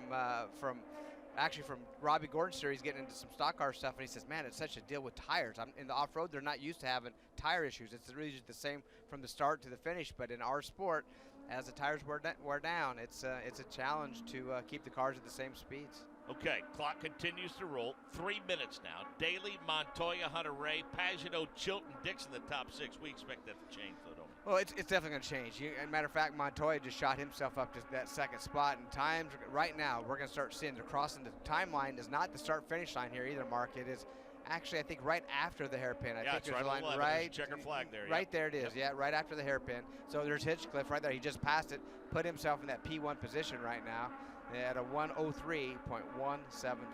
Not only have you been around this in the stadium truck as Hinch goes to P1, Davey, you've also been around this in the two-seater. Well, I tell you what, I see a lot of movement on these race cars. This is a bumpy track. It is actually a little bumpy, and it's bumpy at the most crucial places where the grip is the lowest, and that's where you not want it bumpy. But when you're out there, it's not too bad, and I'm not really going to complain after getting out of that truck, jumping 50 feet in the air, however high we're going to land. So I'm not going to complain about the bumps on the track, but it is a bit bumpy. Now, going into 7 and 8, those are both bumpy spots that are pretty crucial. 2 minutes left in this session. James Hinchcliffe goes to P3. Now we can welcome in Rob Howden. Mark James, good to be here. Just a minor technical glitch, but down on pit lane, a lot more traffic than we had yesterday. A lot of fans here at the Long Beach Grand Prix, and they are packing this very tight pit lane. To answer the call, the temperature down here, actually 78 degrees, has not yet broke that 80-degree mark, so 78, very close to what we had yesterday afternoon. I did get a chance to talk to James Hinchcliffe before he went out in the session, and I asked him how they were setting the car up, knowing that he would take his first laps here at Long Beach this year on the red tires. He said they tried to get the car to be a little bit loose. When they put the reds on, although there's a lot of extra grip, those big tires in the rear like to push the car through the corners, so even though you have the extra grip from the front and rear red tires, they do get a lot of oversteer to the corner, so you have to have that car just a little bit loose to be fast here in qualifying. Davey, it feels certainly warmer than 78 degrees, but I guess you'll have that when the closest cloud is in New Mexico, I think. Yeah, right, exactly. It does feel warmer than that, but the sun, like you said, man, it's bright, shining on the track, a lot of cloud in the sky, and the track temperature, it's definitely, warm. And now you see him going down the back straightaway where we have some bridges, so to speak, or you're going under, so there's some shady spots that keeps the track cool, but majority of this track, Mark, is under the bright sunshine right now. Montoya, Sato, Hunter Ray, Dixon, Rahal, Pagano. Taku seems to love this racetrack, Dave. He always is a competitor. You know what? That AJ Foyt camp really looks good this weekend. Hawksworth has laid down some good times, but as you remember, a couple years ago, Sato getting a win here for that AJ Foyt group, and he loves it here. It just fits his style really well, and he finds himself in that third spot right now. For those of you that don't have access to timing and scoring, a minute 7:5:156 from Montoya. The top 6 between a minute 7:5:156 and 07:75:20. Connor Daly just slips back into the top 6. It'd be huge for him to move on to the next round. They've struggled this weekend. Kimball, Hinch, Graham Rahal surprisingly for now on the outside looking in.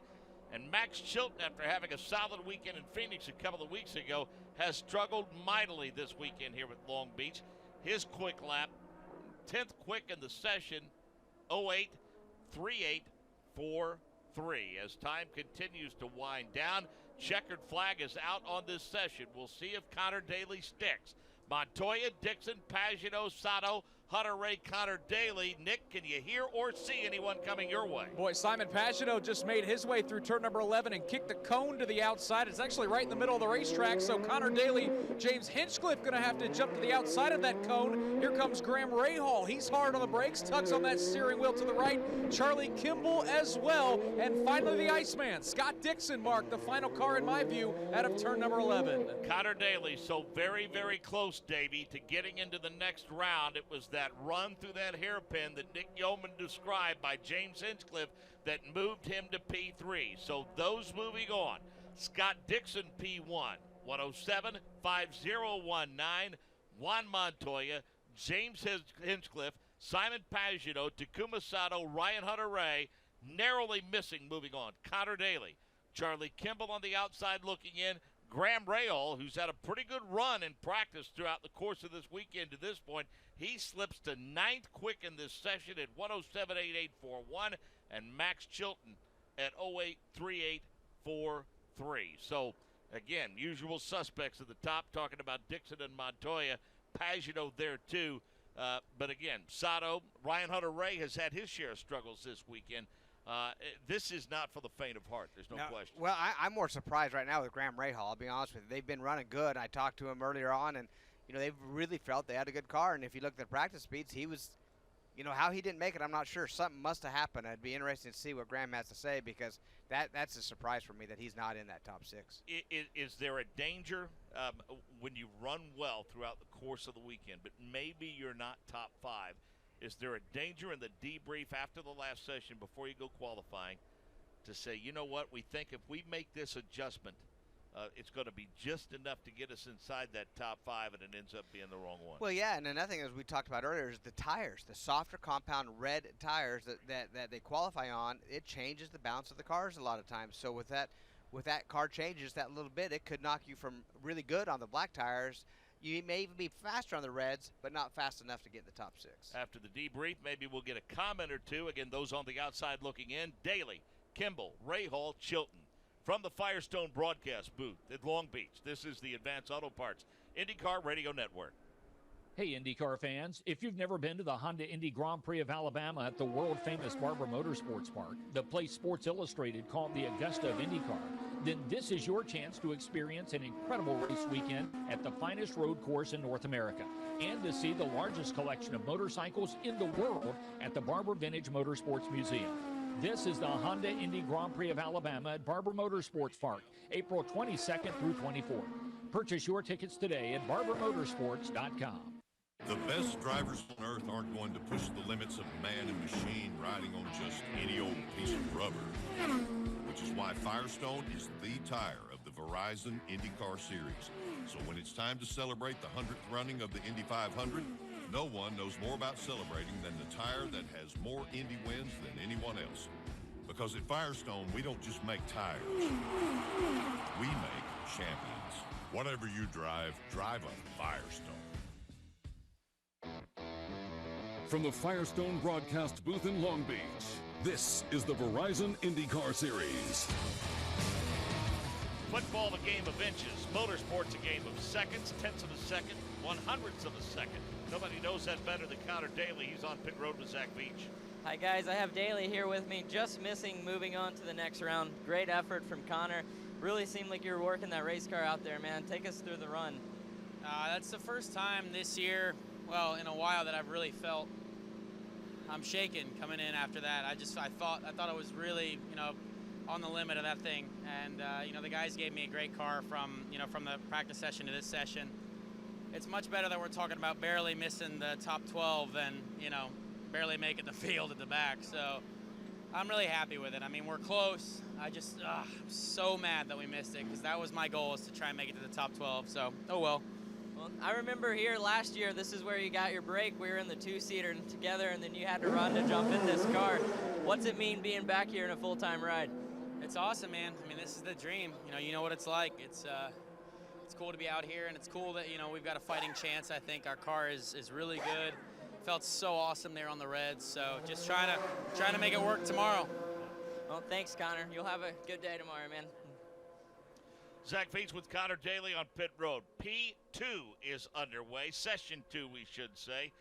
Will Power, Elio Castro-Neves, Mikel Aloshin, Joseph Newgarden, Sebastian Bourdais, Jack Hawksworth, Tony Kanaan, Carlos Munoz, Marco Andretti, Luca Filippi, and Alex Rossi. Again, those moving on from round 1, Scott Dixon, Juan Montoya, James Hinchcliffe, Simon Pagino, Takuma Sato, and Ryan Hunter-Ray. Those on the outside looking in, you just heard from one of them, Connor Daly. Charlie Kimball, Graham Rahal, and Max Chilton. Again, we're looking, Davey, for an interesting session in terms of Jack Hawksworth. As you alluded to earlier, both he and Takuma Sato have been pretty fast here all weekend. They seem good. They seem they fit into this place. I know AJ's here, so a little extra pressure when a boss is in town. So I tell you what, these guys, they have a good setup for this place, and I don't know what it is, but both of them seem to like it. I'll be surprised now if he doesn't make it in the top 6, to be honest with you, or in this group. Turn 8 has been a troublesome spot for a couple of drivers. Alex Rossi. And we'll talk about some of the trouble spots in addition. Turn 9 has been a trouble spot a time or two. A trouble spot qualifying for Graham Rahal. He's with Rob Houghton. Yeah, down here with Graham. Graham, obviously very loud down here on pit lane right now, but you know, you had a pretty good race car throughout the weekend. You've been looking very good, but it just didn't come together for you in qualifying. What were the issues you were facing? Yeah, I just struggled overall. You know, I mean, there was nowhere on that lap that I thought I gave any up. So, I mean, in turn 6, I had a really, really bad understeer, and then I was struggling with some power off. But, yeah, I mean, you know, overall disappointing. And I think these Penn grade guys worked extremely hard, this team, to be out here for qualifying. And, you know, we thought we'd be able to advance, but pretty bummed. Just got to keep working tomorrow, see what we can come up with. I mean, obviously tomorrow's going to be off strategy and do everything that we can to get crazy. Thanks, Graham. Thanks. Down to pit lane to Jake. Max Chilton, I know that you're disappointed that Gallagher machine is not moving on. Where did you guys miss in terms of the setup? We've been sort of chasing a setup all weekend, to be honest, but we made it stronger then, and I was, you know, they gave me a car where I felt like I could hustle it, but the problem was we had, they can see 2, but I felt like I had 3 or 4 missed shifts on my fastest lap at the end then. And they were on the exits to all the main straights, so it's really frustrating. I'm not saying we would have got through, but we'd have definitely been right on that cusp and not ended up where we were. So it's a little bit frustrating to have a mechanical on your one push lap, but that's the way it goes sometimes. How fatiguing or physically challenging is this particular circuit at Long Beach? Yeah, the last race was obviously on an oval, and they're demanding in their own way because it's just relentless, non-stop. Here, it's concentration. Any street circuit, you've got no time to rest. The walls are right up against you. You've got to use every bit of the road.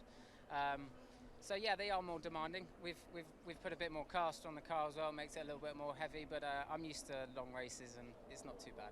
I know you have a lot of friends here that want to spend some time with you as well. I thank you for the time. Wish you the best of luck for the rest of the weekend. Thank you very much. That's Max Chilton. He'll roll off 19th of the race tomorrow. So far, your top 6, about halfway through the session. Elio, Joseph Newgard. Well, it changed. Elio, TK, Newgard, Power, Rossi, and Hawksworth.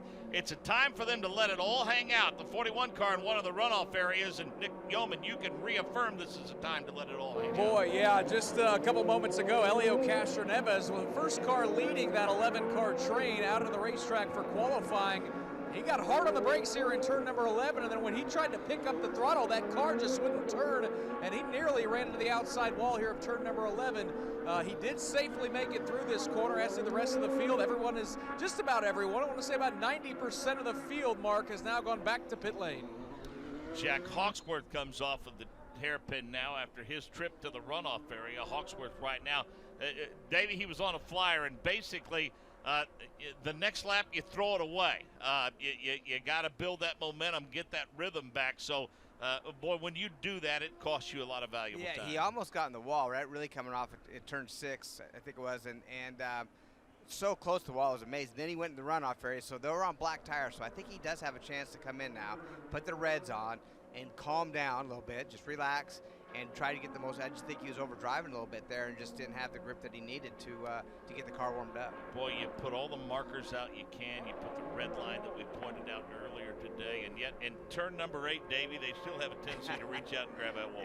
It's very easy to do right there because there's some bumps coming through there. So if your car's on the neutral side and you're hanging that back out, it's easy to drift it up there and hit that wall. Back to pit road and Jake Query. A guy who has won here before, currently fastest in this session. We're talking about, of course, Will Power in that number 12 Verizon machine for Roger Penske. Just came in, they put brand new Firestone Firehawk alternate red softer compound tires. Fresh set of those for Power, so we'll see if he can already improve on what is right now the fastest time in this session. Rob Houghton? Jake, it'll be 2 sets of the reds for Alexander Rossi as well. The driver has struggled throughout the weekend trying to learn this very tough and bumpy Long Beach course. He'll bring the number 98 in, started the session off on the reds and goes to a sticker set right now. Rossi doing whatever he can to try to find some magic and stay in the top 6 here in Group 2.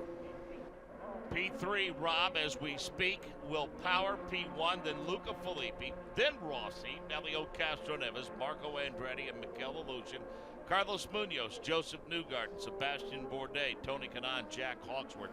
Upon entry earlier today, when Graham Rahal made his visit to the wall at the exit of Turn 9, Davey, we saw him basically lose grip at a massive bump on the outside in preparation of Turn 9.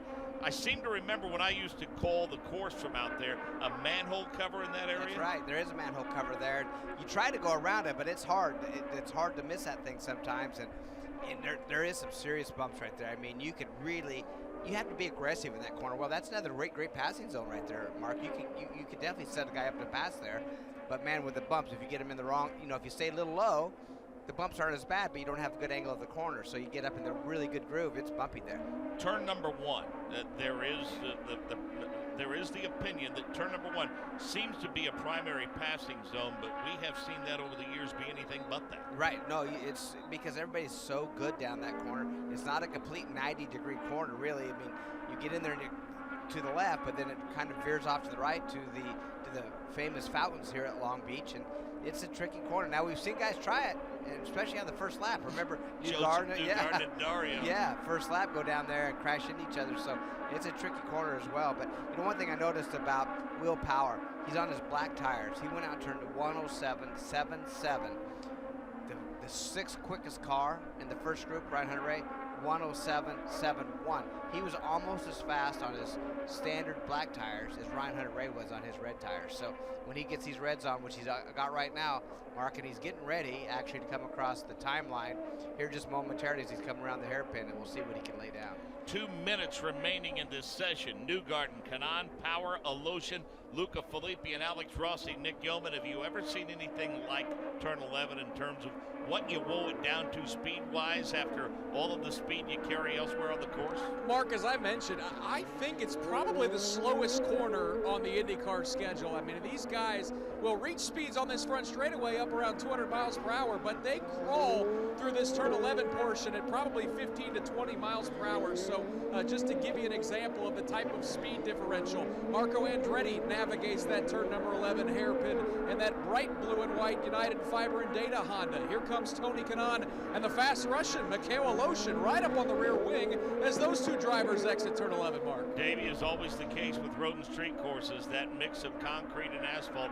Talk about your experiences with the changes in the grip levels of those portions. Yeah, especially coming like off of Turn 5 and 6 where some concrete patches there. It's very slick in those areas, but ironically, it seems like they rubber up sometimes better than the asphalt does once we get rubber on it. So it's a challenge. Here comes Will Power through the hairpin right now. Hits the timeline in P1. That's no surprise. At a minute 6:97.12, the first one in the 66 range. Zach Veach pointed out earlier today that paint will rubber up quicker, that's right. too. The paint does rubber up quicker. There's a couple spots where there's some paint on the ground. It's slick for a while, but once it gets rubber on there, it definitely has a lot of grip. Nick, you've got some shadows up there in Turn 11. Not enough to factor in timing and scoring and speed and whatnot, but it's just, I tell you, you're in a heck of a place in terms of the challenges that are presented. And I think the cool thing about that is you get to hear them run through the gearbox quite a bit before they ever get to you.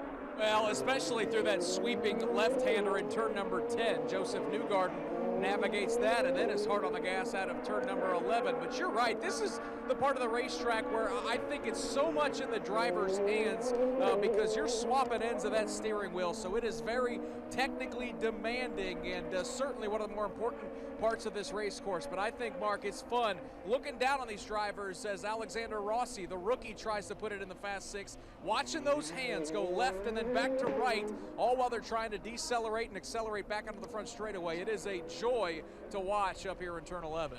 The 19 of Luca Filippi works his way past Nick Yeoman. He'll take the checkered flag. Now Elio Castroneves works his way through the hairpin. Looks like he is solidly into round number 3. Tony Kanaan right now fourth quick. He works his way, Nick, through that 9 complex coming into your view in turn 10. And it has been a struggle for the Ganassi organization so far today. Scott Dixon was the fastest this morning in practice, and he was only 9th.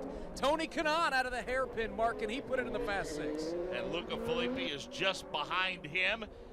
Time has expired. Looks like Joseph Newgarden is the last one that's on a flyer. He's working his way off the hairpin right now in that 21 machine. So here you go.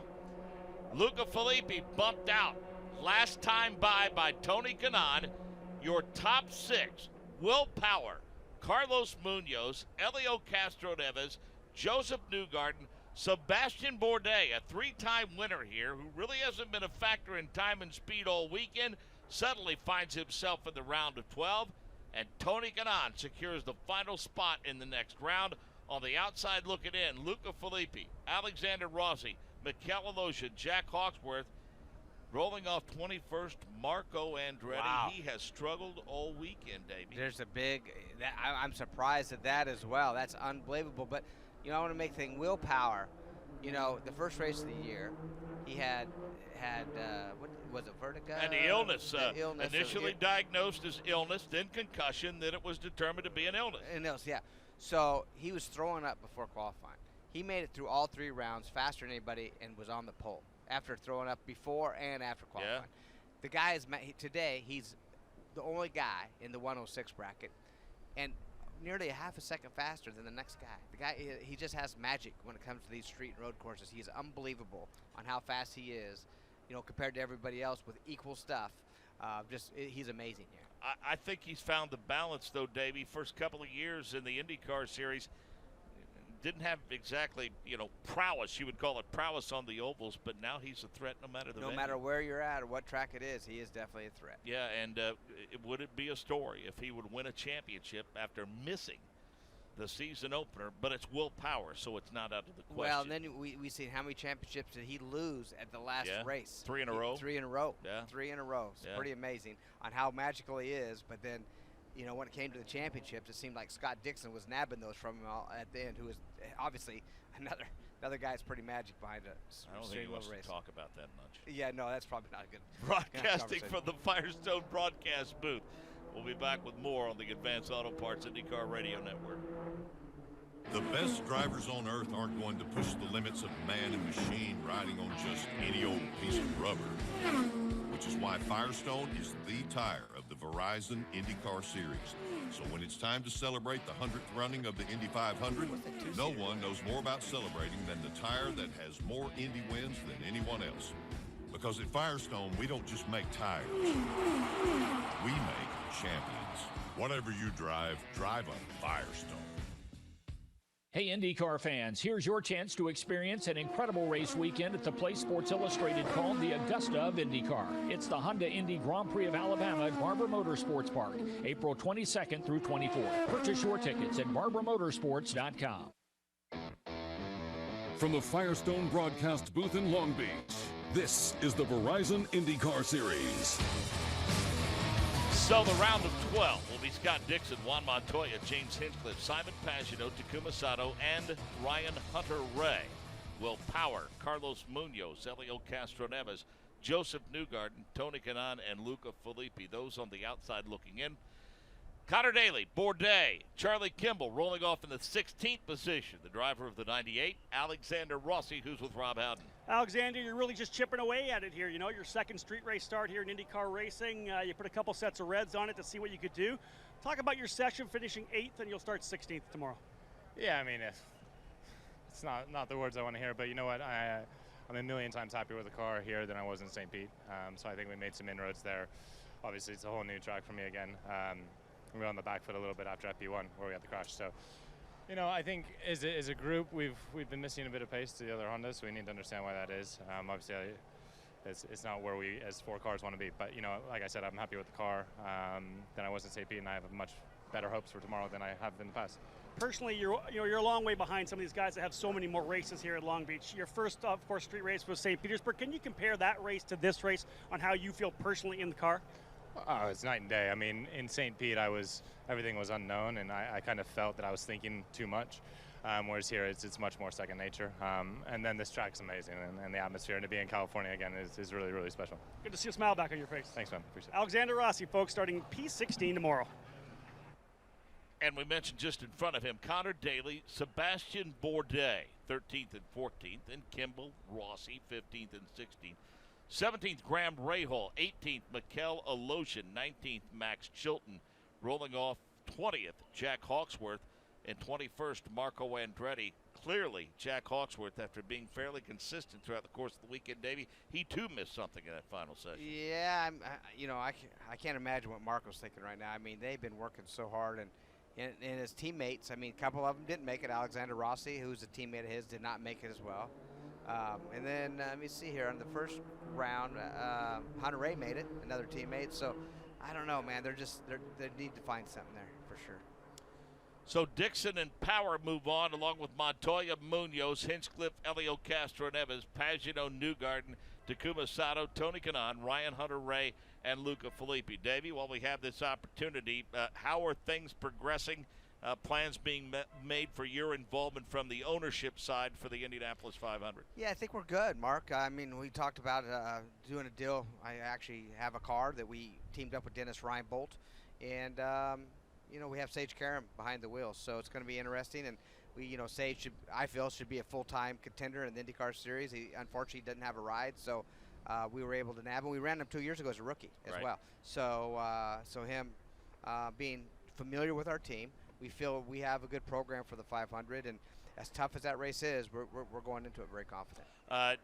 Your relationship goes back a ways with Dennis Reinbold and his organization, and you've been around a long time. You know how tough it is to come in and be successful in a one-off. Some might say it's impossible. Don't tell Brian Hurta that. Yeah, right. Don't tell Brian Hurta that. And I'll tell you what in our position is a lot of these teams, when you got Roger and Chip, especially those two teams who are very well funded, they're out there to win. They have the knowledge, the expertise of winning that race. But a lot of these teams, they're racing Phoenix. They're here in Long Beach. We go to Barber. They're very busy. If they have accidents or they're behind the game just a little bit, to where our Indy 500 cars are paint masked. We're doing pit stop practices. We have our cars ready to go, slim as they could be. I mean, as aerodynamic as we can make them. So we feel we have a head start on a lot of the full-time teams. But you have to take Roger and Chip out there, because I know they have cars just as we do, sitting there ready to go for that 500. Well, and that's why it's so very important that the announcement comes together early enough to where you can get all those proverbial ducks in a row. That's exactly right. Now, we also want to talk about the fact that there was an announcement made prior to the season involving the future of your son, Davey Hamilton Jr.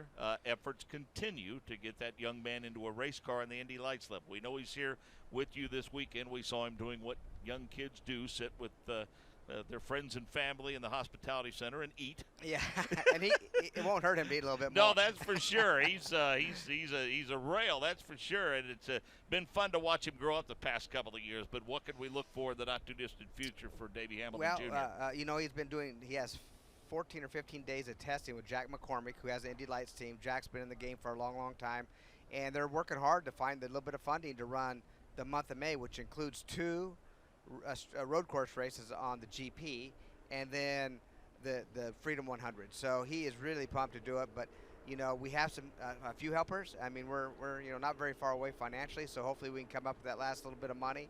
And he may have the opportunity to his first experience at the Speedway may be the 100th running of the 500, which would be really cool. But I'd say it's not set in stone yet. But he's working. He's here working it. I mean, I give him a lot of credit. He makes the calls and tries to find what it takes as a racing driver to get himself behind the wheel. As a lot of the Zach Veach, as Connor Daly, there's so many of these kids that really, really deserve to be in a race car, but it's just not that easy. So he's just one of the list. Post-mortem, from your perspective, what'd you think of the IndyCar return to Phoenix?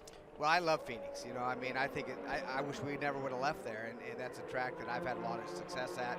It holds a soft spot because I got my chance to come in IndyCar racing was winning there so much at that particular racetrack when AJ Foyt and Ron Himmelgarn and Chip Ganassi, some of the guys that gave me the opportunity, seen me race there. And so that track, like I say, I think it's excellent we go back there. I'm not so sure about the speeds. I think that maybe, I mean, are we to the limit of going just a little bit too fast, 193 mile an hour average on a 1 mile track? I mean, I'm not scared of speed. I love it all my life. I've been in the fastest cars there ever is, but it really limits you to passing. And I don't want to take the show away from the fans by not seeing a lot of overtaking and passing and just have a car. I don't think our sport needs to see a car going around a 1 mile over wide open. I think that you need to be able to lift off the gas and have throttle control and put more passing into the game. But I love that track. I think it's the place that we need to be, but maybe we just go a little bit too fast for a better show. To pit road and Jake Query. Guys, the session just began here. Simon Pagenaud, Ryan Hunter-Reay, James Hinchcliffe, and Takuma Sato. First 4 cars out. For what it's worth, all 4 of them on the primary black Firestone Firehawk tires. That, of course, the little bit harder compound. In the case of Pagenaud, where I was sitting and watching when he went out on a scuffed, so an already slightly used in set of tires. He's got a fresh set of those Firestone red primary, or alternate Firehawks. A little bit more grip with those tires, but not as much longevity. That typically, if you've got a set for qualifying, gets set aside perhaps for that Fast 6. So we'll see how that plays in. It's one of the strategies that undergoes in that Fast 6 qualifying here at Long Beach. Nick, we've talked about it throughout the course of this show. You don't have the fastest portion of the course, but that's also one of those portions, though, where you get the full enjoyment of the sound that comes from the fact that they're paddle shifting here. And, Mark, we just about had an issue here on the outlap as these drivers tried to space themselves out. Takuma Sato got hard on the brakes, swung wide in turn number 11, and he had James Hinchcliffe to his inside. Hinch had to jump on the brakes and let Sato go, and then looking down in the cockpit, Mark, I could see James Hinchcliffe shake his head back and forth as if to say, what was that? So thankfully, no carnage here in turn 11 as Sato and Hinch narrowly avoid contact on the outlap. 7.5 minute mark of this 10-minute session, and Elio Castro and Evans among those first to posted time. Next up, Juan Montoya, his teammate, and his good friend Tony Kanaan. Then Scott Dixon, and now they're all starting to clear the timing and scoring loop. And Davey, we get a good look at our multi-screen monitor, and we can reaffirm just by what we're looking at over the top of Tony Kanaan's head. You know where every bump is here when you run over. And right there, he's actually, look at the oversteer that he has going into that. Okay, describe that for folks that may not know. So basically, it was a right-hander, and he's turning to the right, but the next thing you know, his hands are turning to the left, just like you would per se on dirt. Just the back end wants to slide around. He's correcting for that just to keep the car straight, and that's never good for speed. It's always better to keep the wheel as straight as you can. You never want overcorrection with that steering wheel. Now, I was watching the multi-CD set that was produced several years ago. It was on the 1970s, and was watching an interview with Rick Mears and his first Indianapolis 500 to show you where his mind was. If you can imagine Rick Mears ever being in this position, he forgot to buckle his helmet when the race started. And he talked about early in the race, he's going down the backstretch, and then all of a sudden, the visor starts to rise on him, and the part that went over his face is blocking his view. So he drove until, as long as he could, he was flying around that racetrack at 195 miles an hour with a wheel on one hand and the other hand on his helmet, Isn't that amazing? pulling it down. Just amazing. I mean, as we don't have to be smart to do this, you know. And I'm not saying anything about Rick Mears because he's one of the best that's ever sat behind the steering wheel. Let me tell you.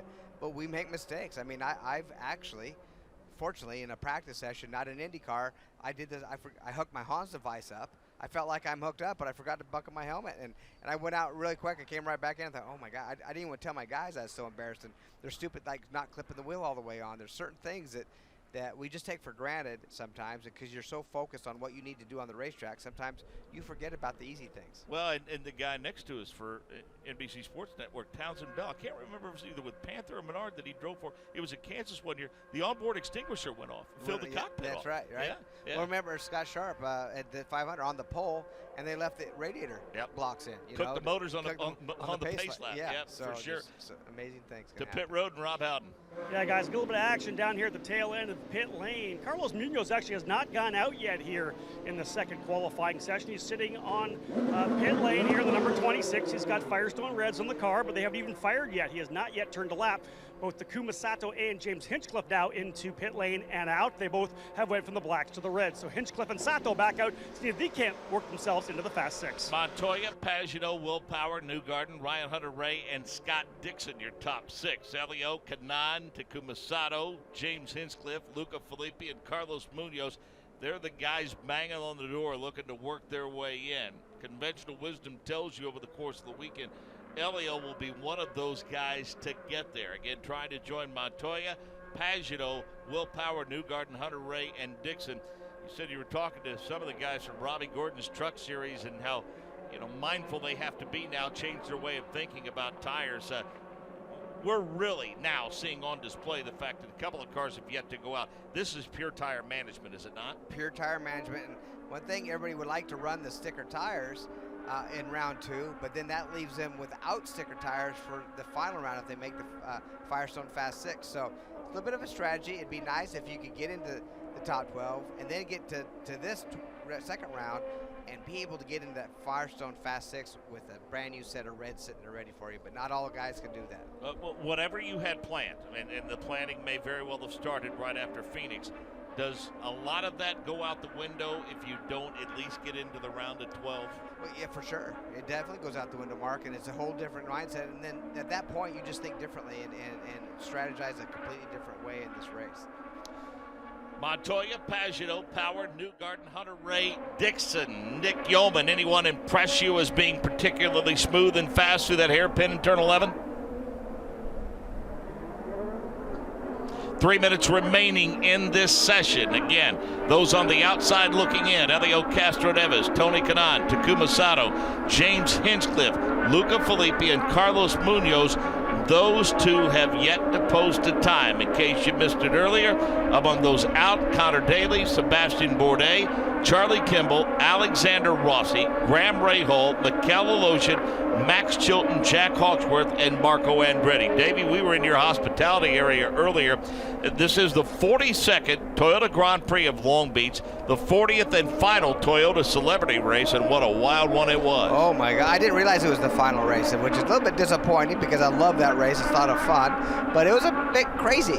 We were sitting there having lunch, and wow, I guess the amateurs didn't know what yellow flags mean because because there was a big pileup and they didn't slow down. And very fortunate that our record drivers here, who are put themselves in danger a lot doing what they do, and we appreciate them. But wow, a guy comes around and hits the back of the car and it flies into the back of a tow truck, which was. I mean, I think that was the loudest I've heard the crowd so far this weekend. Now, let me say this. It's the last one with Toyota sponsorship providing the Toyotas for us. Jim McKellion, who heads up this outstanding organization out here, will be with us for our final warm-up session. That's tomorrow morning at 12 Eastern, 9 a.m. Pacific. And we'll ask Jim if there's a mindset there to try to keep that celebrity race going, maybe with another sponsor, maybe in another form of race car. But that's interesting because maybe a different form of race car, maybe get something, like a Formula 2000 car, an open wheel car, potentially, who knows? But I'll tell you, there was some carnage today. A lot of Toyotas that were in this race will never see the road, I will assure you. Yeah, a wax job's not going to fix a lot of that, that's for darn sure. A minute left in this session. Elio still on the outside looking in. Montoya, Pagano, Power, Newgarden, Hunter Ray, and Dixon. Rob Howden, will go to you. Is this when that nervous energy really gets jacked up in the last minute or so of this round of 12? I think when you saw what it meant to Connor Daly trying to get into the round of 12, it's just, obviously accelerated when you talk about trying to get into the final 6. These guys are all jacked up and ready to go, and I think we're seeing some of these guys go to reds and really start pushing hard. James Hinchcliffe told me before this session he wants this Fast 6. He's been fast all weekend long, and he wants to make sure he maintains that going into Sunday. Montoya, Pagano. Montoya's time, by the way, at 107.6296.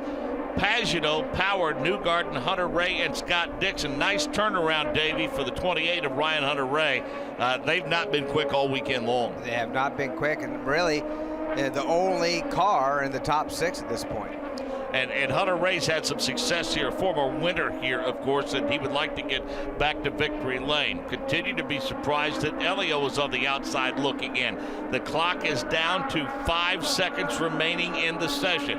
Hunter Ray among those yet to clear the timing and scoring loop one more time. We see Scott Dixon will get the opportunity to take the checkers one more time.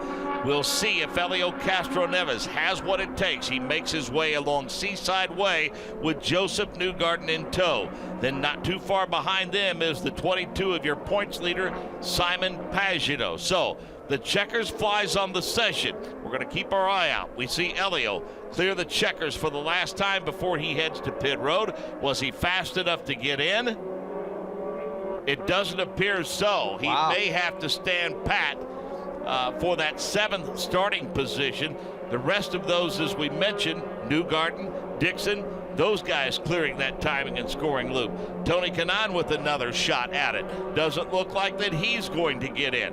Dixon clears the checkers of the scoring loop. He's going to just get in. So the Firestone Fast 6 will feature Juan Montoya, Simon Pagenaud, Will Power, a good run for Joseph Newgarden, Ryan Hunter-Reay, and Scott Dixon, your top 6. Elio Castroneves will start 7th, Tony Kanaan 8th, Takuma Sato 9th, James Hinchcliffe 10th. Good qualifying rounds today for Luca Filippi. He'll roll off in the 11th position, and rolling off in the 12th position, Carlos Munoz. Going to be a long day tomorrow, Zach Veach, for Marco Andretti. You're with him on pit road. Guys, I'm here with Marco Andretti. Just, very frustrating qualifying run for you. Care to give us a kind of insight on what happened? Yeah, I mean, on what would have been our ultimate lap, we were held up by Hawksworth, but we're too loose anyway, so we're just really battling with the balance. But I think we're going to be better than that without getting held up, but still not good enough. Okay, well, it seems like you have some kind of idea for what going into tomorrow. What are your thoughts or focus on the start for tomorrow? We just have to go off strategy, try to make something happen. All right, man. Thanks for your time. Best of luck tomorrow. Montoya, Pagenaud, Will Power, Newgarden, Hunter-Reay, and Dixon. And Jake, we've got timing and scoring up here. We see it posted on the video boards, but folks milling around, scratching their heads on pit road a bit. Well, some confusion here as to whether or not the teams have the accurate timing and scoring, because there has not been an official indication. I'm watching Elio Castroneves' pit, and Castroneves still in the car. So there has been some discussion, timing and scoring down here for the teams themselves. But as we see it, Castroneves has not advanced into the Firestone Fast 6. But Mark, I assume that what you are seeing is indeed accurate, and if that's the case, the day has come to an end for Elio Castroneves. But we shall wait to see here the reaction from the team when they get it. Rob Howden? Exactly the same thing down here in the Carlos Munoz pit, folks. You look at the timing and scoring, and they don't have Carlos with any laps at all. He did wait for a while in the session, but they got at least 3 laps in the book. So obviously something wrong with timing and scoring, and the whole Munoz team just wondering what's going on down here. Yeah, the monitor that we just checked, as a matter of fact, shows those guys, Filippi and Munoz. We have a couple of different monitors here, in fact, and as we look at both of them, we don't see a time posted. We had one posted for a while for Luca Filippi, but Rob, how can you say that apparently Filippi and Munoz, where it counts, don't have a time listed, so they're staying in the cars for now, Rob? Yeah, I'm down here right now, obviously taking a chance to interview James Hinchcliffe when he got out of the car, having not made the Fast 6, but he is not yet unbuckled. They've got the fan in there to keep him cool. They've got the Aero umbrella there. And ladies and gentlemen, we're being told the Hinch is in. Hinch is P4, we're being told down here, 4th, and the whole crew, big round of applause as the timing and scoring updated, I guess. It puts Elio Castroneves, Mark, back into that top 6 with him 5th and Simon Pagenaud 6th. So Scott Dixon on the top, Will Power 2nd, Montoya 3rd, then Hinchcliffe, Castroneves, and Pagenaud. Wow, what a surprise for Sato, Kanaan, and a few of these guys that thought they were in. And not a pleasant one either. No, yeah, not that much fun, but let me see. Yeah, they all had laps in, which did show on our timing monitor that Munoz and Luca, neither one had times, but obviously they did, and Luca finds himself in that 12th spot. Newgarden in that 11, a little disappointment for that team as well. Jake? You know, what's interesting, guys, is of course for those who are looking at the cars, those LED, the red lights just behind the driver, that tells you the positioning on track for the car itself. So over the course of a session, you see somebody with that red number 7, you know that means they better get their giddy up in the remaining time in a session to advance as one of the fastest 6 in their particular group. Right now on pit road, the one car that still has a number illuminated is the number 7, meaning 7th position, that of the number 3 car of Elio Castroneves. Obviously, the LED lighting has not caught up with the timing and scoring as we have it, because as you had said, appears as though Castroneves is going to advance. Timing decoder went down at the start-finish line. Times are unofficial, and this is from Indycar. They are repairing it and will download the data. So we get to set tight for a minute. Again, the timing decoder went down at the start-finish line. Times are unofficial. Repairs are being made, and they will download the data. So we get to wait and see. And I think it will be interesting, Davey, as to the response and reaction to those seated in the cockpit and in the pit boxes down there. Well, I guess better now than tomorrow. And they said amen. So, you know, I mean, we can get this fixed and figure out what it is. Hopefully have it accurate now. And, but yeah, like I say, you know, I've been to a lot of racetracks where timing and scoring is such a challenge. Now, one thing, a lot of times you have backup as far as races and you have hand scores. That doesn't give you the time, but it gives them when they go by and you kind of calculate where they are in what position. So now, if what we see on our screen is indeed accurate, we're looking at, for the Firestone Fast Six, Scott Dixon, Will Power, Juan Montoya, Simon Pagenaud, Tony Kanaan, and Elio Castro-Neves. Yeah, it just keeps changing, doesn't it? So Davey, that would put Takuma Sato, James Hinchcliffe, Newgarden, Munoz, Ryan Hunter-Reay, and Filippi on the outside looking in. Rob, can you help us at all? Well, that's the confusion down here. Both Munoz and Sato are out of the car talking to their engineers, looking at timing and scorings. James Hinchcliffe, however, remains in the seat of the Aero number 5. So, of course, everyone waiting for timing and scoring to become final to find out whether or not they need to be in their cars or they need to be out of their cars. Well, the pace car being sent out to test those loops to see if the repairs have been made. And they're saying 3 minutes. Davey, I guess it speaks to the reliability, I think, and people listening right now may be thinking, what are you talking about? This is a rarity. It is a rarity, and you know, to stop and think about all of the times that this is assembled and reassembled and packed away and put away and shipped here and shipped there, I think it speaks well to the overall reliability that this is not a common occurrence. Well, you got to remember, this is a temporary course, right? Mark, this is a temporary course. We have to set everything up from A to Z on this course, and it's those lines go all the way into the convention center. I mean, it's a long ways they have to route everything. It's not all wireless here. But you know, one thing that I want to mention, I looked at this top 12, and you know, everybody that goes for it puts on red tires because they're the faster, softer compound. One car that didn't, that Del Coyne machine of Luca Filippi, he chose to stay on blacks, I think, and just all switched again now to black. But I think that he may not have had reds on, put sticker reds on. But you know what? If he knew that he couldn't get better than 12th in that session, or didn't feel he could, and he goes out with his blacks, he'll have 2 sets of sticker reds for the race tomorrow. He'll be one of the cars up towards the front with 2 sets of sticker reds, which is not a bad strategy. If everybody in front of you just has 1 set of sticker reds, you have 2, which a lot of the guys that didn't make the final 12 have that same advantage. Here's what's posted currently, and it disappears as quickly as I say that. Well, there's one over there, but that's not accurate. I don't. Maybe. So Rob Howden, we think Dixon, Power, Montoya, Pagenaud, Kanaan, Elio Castro-Neves.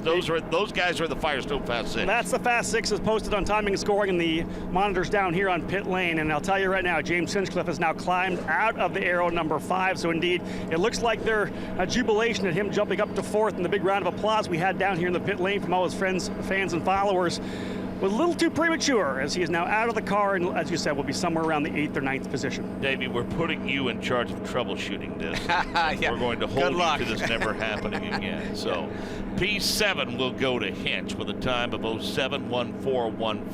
Takuma Sato will roll off 8th. Joseph Newgarden will roll off 9th. Carlos Munoz 10th.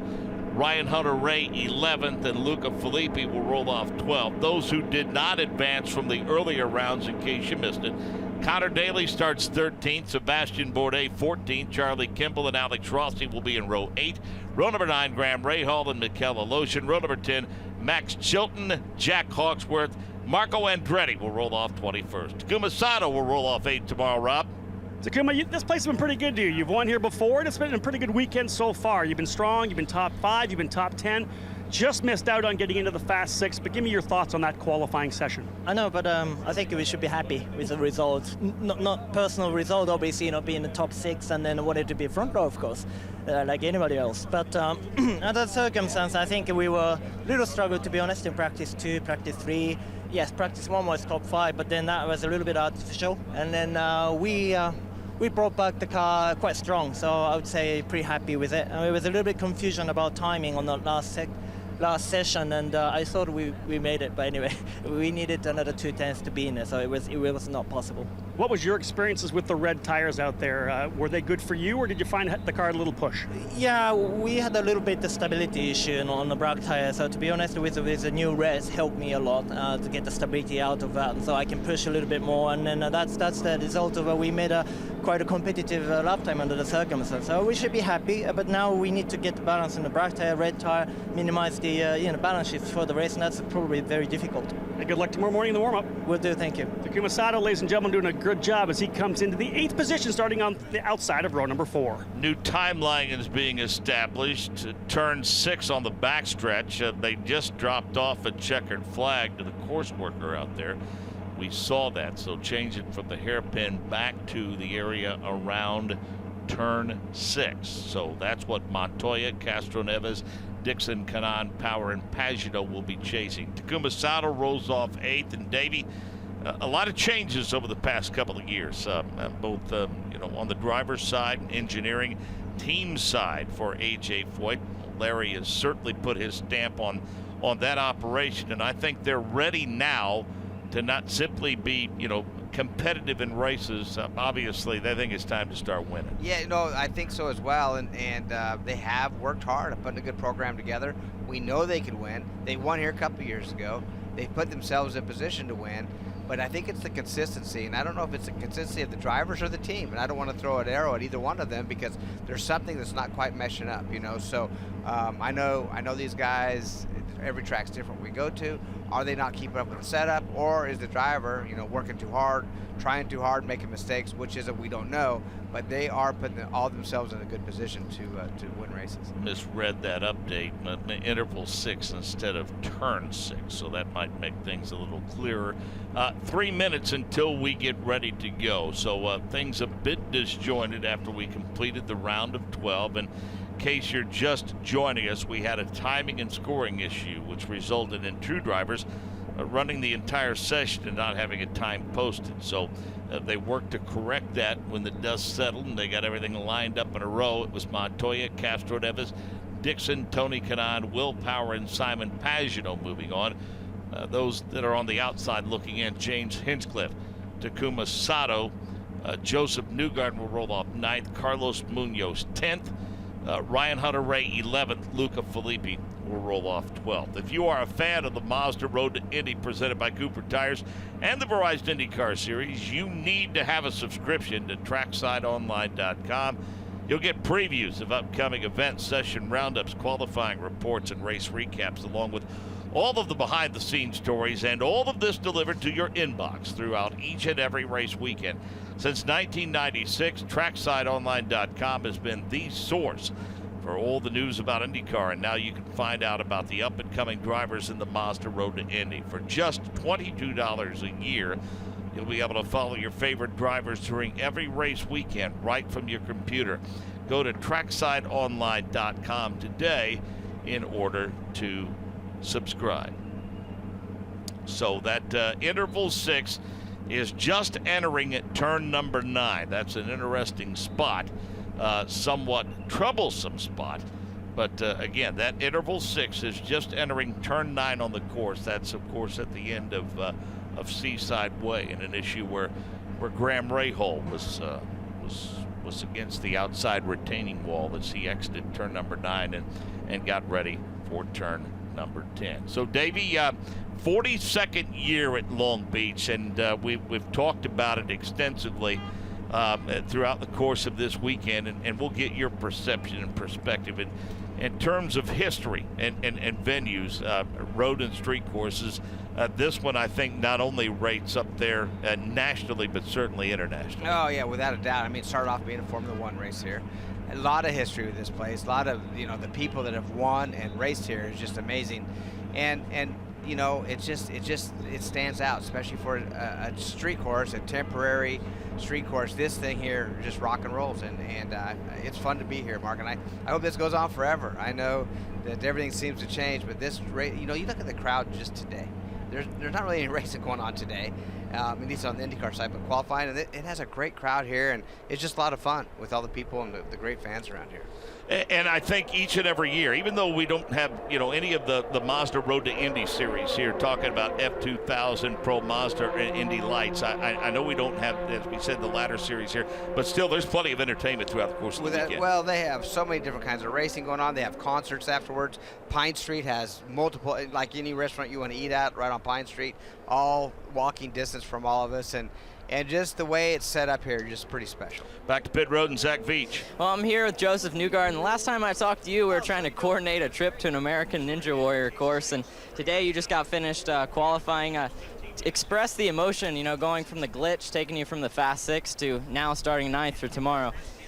Yeah, I mean, first off, I think we didn't qualify high enough that, you know, we all hoped for. You know, we got a good race car. We've been fast on old tires, I feel like. You know, we've been really in the mix all weekend. Just can't seem to get that last little bit. You know, it would have been nice to get in the Fast Six and put the Fuzzy's car a little closer to the front.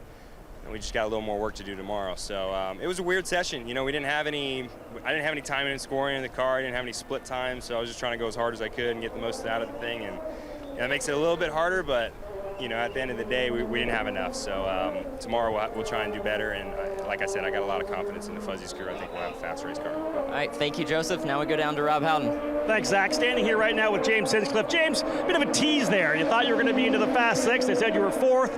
Big round of applause by everybody in pit lane here, but not going to happen. P7, still on the inside of row number 4. That's a good place to start. Yeah, so close, but so far. You know, it's a lot can change in a race week. You know, and if you look back at Phoenix, we certainly can't be upset with starting 7th. And would have been nice to have been in the Fast Six. We were so close there, but you know, top Honda, the Aero Electronics car was great right out of the box on Friday, right off the truck. The guys did a great job prepping it, and we've tried really hard to not screw it up. You know, and Alan, my engineer's done a great job with that. Little changes throughout the weekend, and just constantly making it better and better. So for us, you know, it's inside of the 4th row, like you said. Inside's a good place to be for turn 1 here.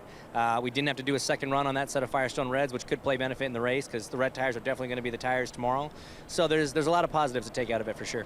Based on the changes you made going into qualifying, was the car what you expected it to be?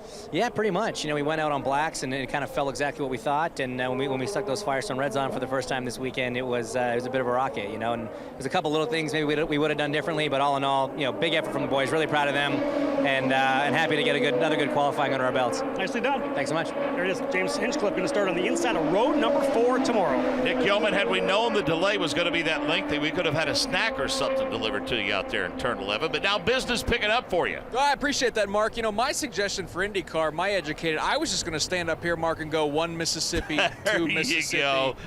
Yeah, thankfully, though, the delay has subsided. And I'll tell you what, all the race fans here at Long Beach have hung out here, whether they're in the paddock or making their way up to the grandstand. So good to see some cars back onto the racetrack here as we get this Firestone Fast 6 underway. Just saw Helio Castroneves and Tony Kanaan blitz through turn number 11. No one in sight right now, Mark, but this should be fun. 4 Penske Chevrolet, 2 Ganassi Chevrolets. And I'll tell you what, one of the drivers to watch is Scott Dixon, our winner from Phoenix a couple weeks ago. Had a chance to talk to Mike Hull after practice. He said when they started the weekend on a scale of 1 to 10, they were only about a 5. Felt like yesterday they got it to about a 6, and then after practice this morning they got it to an 8, but still not where they need to be. So it'll be interesting to watch Scott Dixon. As I mentioned, Helio and Tony Kanaan, the only drivers on the racetrack. Helio through turn 11, ducks onto pit lane. Here comes Tony Kanaan through turn number 11, and he'll duck onto pit lane. So all quiet as of right now, Mark, in turn 11. No one taking advantage, well, I shouldn't say no one. Helio and Tony Kanaan taking advantage of the full 10 minutes, but Davey, Montoya, Dixon, Power, Pagano,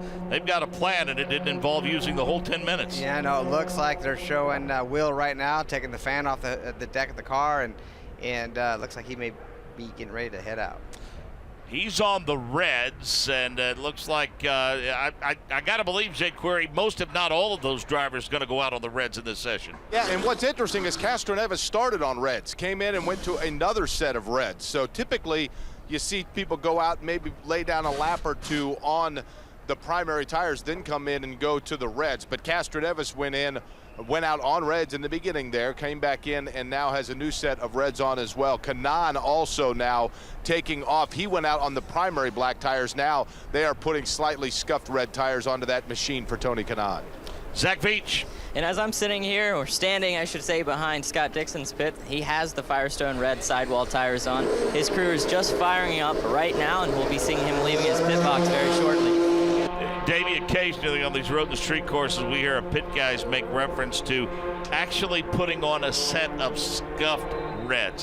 What scenario would scuffed reds, those that have a couple of laps on them, in what scenario would that be appropriate? Well, you know what, right now, going into this final qualifying round, they only are allowed 3 sets of red tires for the weekend, Mark. You only get 3 sets.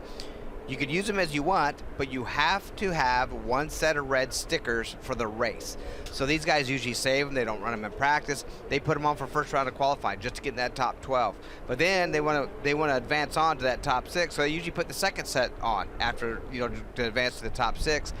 But then once you make that top 6, do you put sticker blacks on, or do you put on the scuffed reds, which, as you said, just means it may have 2, 3, maybe 4 laps on them, but the initial grip is best when they have them bright stickers, right? And as soon as like the second or third lap, that's when you get the most speed out of those tires. Rob Howden? Yeah, speaking to what Davey just said, Simon Pagenaud, the number 22 PPG entry, just put his scuffed reds on as well, so no sticker tires for Pagenaud. Scuffs reds for the number 22, the driver with 2 second place finishes this year. Down the pit road to Jake. And Castroneves just went out to join the party now, along with his teammate Juan Montoya out on the track. Elio Castroneves, who currently has the fastest lap in this session, although it's towards the end of the Fast 6 that we start to see those times fall. Castroneves going to try to perhaps lay down another quick one. Will Power out on the track actually as well. Tony Kanaan still sits now, awaiting to go back out with a scuffed set of reds. Keep in mind, he has not been out on reds in this Fast 6. Nick Yeoman, his business picks up. One thing's for sure, these top 6, I don't think they can be upset with one another when this session's over. Gap pretty mighty between all 6 cars. Everyone's going to have an opportunity to get off a clean lap, if you will. Yeah, that is the benefit of Firestone Fast 6. Just 6 cars on this very lengthy street course gives plenty of opportunity to space yourself out so that you can make sure that your acceleration points and, more importantly, your braking lines are all set. Elio Castroneves, currently P1, streaks out of turn number 11. Nice clean line down the front straightaway, Mark. Davey, Will Power got into the runoff area in turn 9, and it looks like he may have stalled it. He did. No, he's putting in reverse, but he did barely tapped the tire barrier, which doesn't look like it hurt the car. And then he actually touched the nose wing against the wall, but not enough to hurt it, I don't think. Now you got the Amacho safety team coming out with a quick jack and spin him around. But we usually don't see that with Will. Red flag coming out right now as well. So interesting. They're going to halt the session, and we assume it's for Will Power. The car into the runoff area in turn number 9 is on the quick jack. They're going to try to get him back underway, and that happens with 2 minutes remaining in the session. Will Power has pole prowess, if you will, Davey, but it's going to be tough to repeat that here. Well, and then when you cause a yellow or a red in qualifying, you lose your 2 fastest laps. So yeah, we'll see if they can get going again here, and yeah, it's going to be interesting. He's already in P5, so we see what that's. How about Elio Castroneves right now, currently showing him as the fastest. So it's Elio, Dixon, Montoya, Tony Kanaan, Simon Pagenaud, and Will Power, your top 6. I know the drivers in the top 6 trust one another.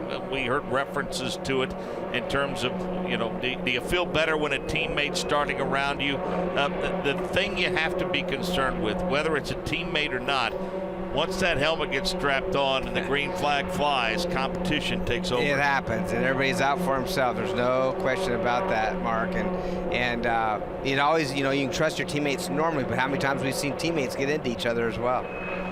Well, I don't know that it's going to be possible. The guaranteed 5 minutes in this session has already occurred. And Davey, there's less than a minute to go. So can we be so bold as to suggest, or presumptive to suggest, that this session, for all intents and purposes, is over? Well, my guess is once the time is out, it's out. And so I'd have to think by the time they get to the finish line that they would be done. So they're acting like the Penske car guys. I see Will Power. They're acting like, hey, the green's going to come back out. But the one-time lap we just hear, Mark, one-time lap. But Elio, well, with Will Power causing that, he's going to lose his two fastest anyway. Right, right. Jay Query? Will Power brought the car in. Davey, you are correct. Power is sitting and waiting to be released to go back out. Now, what's interesting is he brought in that number 12 machine. Just as I say it now, I think they might have just killed the engine on that number 12. They did, in fact. And Davey, I think it's to your point. He's going to lose his 2 laps because of the fact that he brought out that red. But there was no damage to the car at all. He brought it in, and I think Power was chomping at the bit to get back out there. We'll see whether or not that is granted now for that number 12 Verizon machine.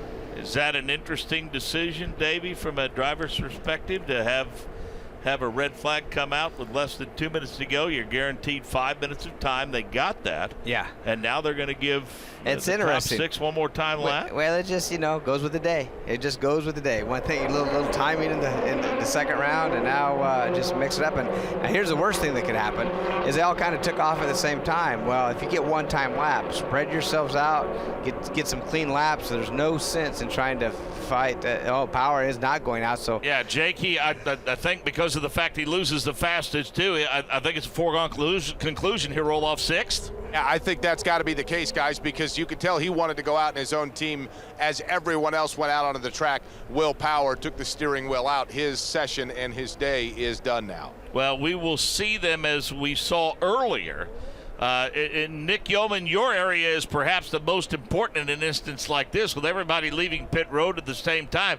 We remember earlier sessions in which everyone kind of laid back a little bit and kind of released on their own one by one, almost waiting for that green light to go on before they kicked it into gear off of turn 11. Elio Castroneves, Scott Dixon, Juan Montoya, Tony Kanaan, Will Power, Simon Pagenaud. It looks like Will Power is going to roll off in the 6th position after he brought out a red flag. So one-time lap for these drivers. We will set the field as we get ready for the 42nd Toyota Grand Prix of Long Beach. Getting a good look at Elio Castroneves.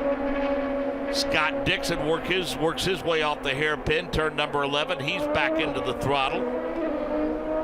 And all that's left to be decided at this point is the top 6, we think. Or the top 5. I think I know who's 6. Yeah, I think you're right. Yep. They're checker flagging all the drivers now. So Castroneves, Dixon, Montoya, Kanaan, and Pagenaud. You're right, David. We need to wait to see how that settles out. Power will roll off 6th after bringing out that red flag. Then Hintz, then Sato, Newgarden, Munoz, Ryan Hunter-Ray, and Luca Filippi. Connor Daly, Sebastian Bourdais, Charlie Kimball, and Alex Rossi. Then Graham Rahal, Mikel Aloshin, Chilton, Hawksworth, and Andretti, the 21 cars. I think we just saw the last car take the checkers, and that's Juan Montoya.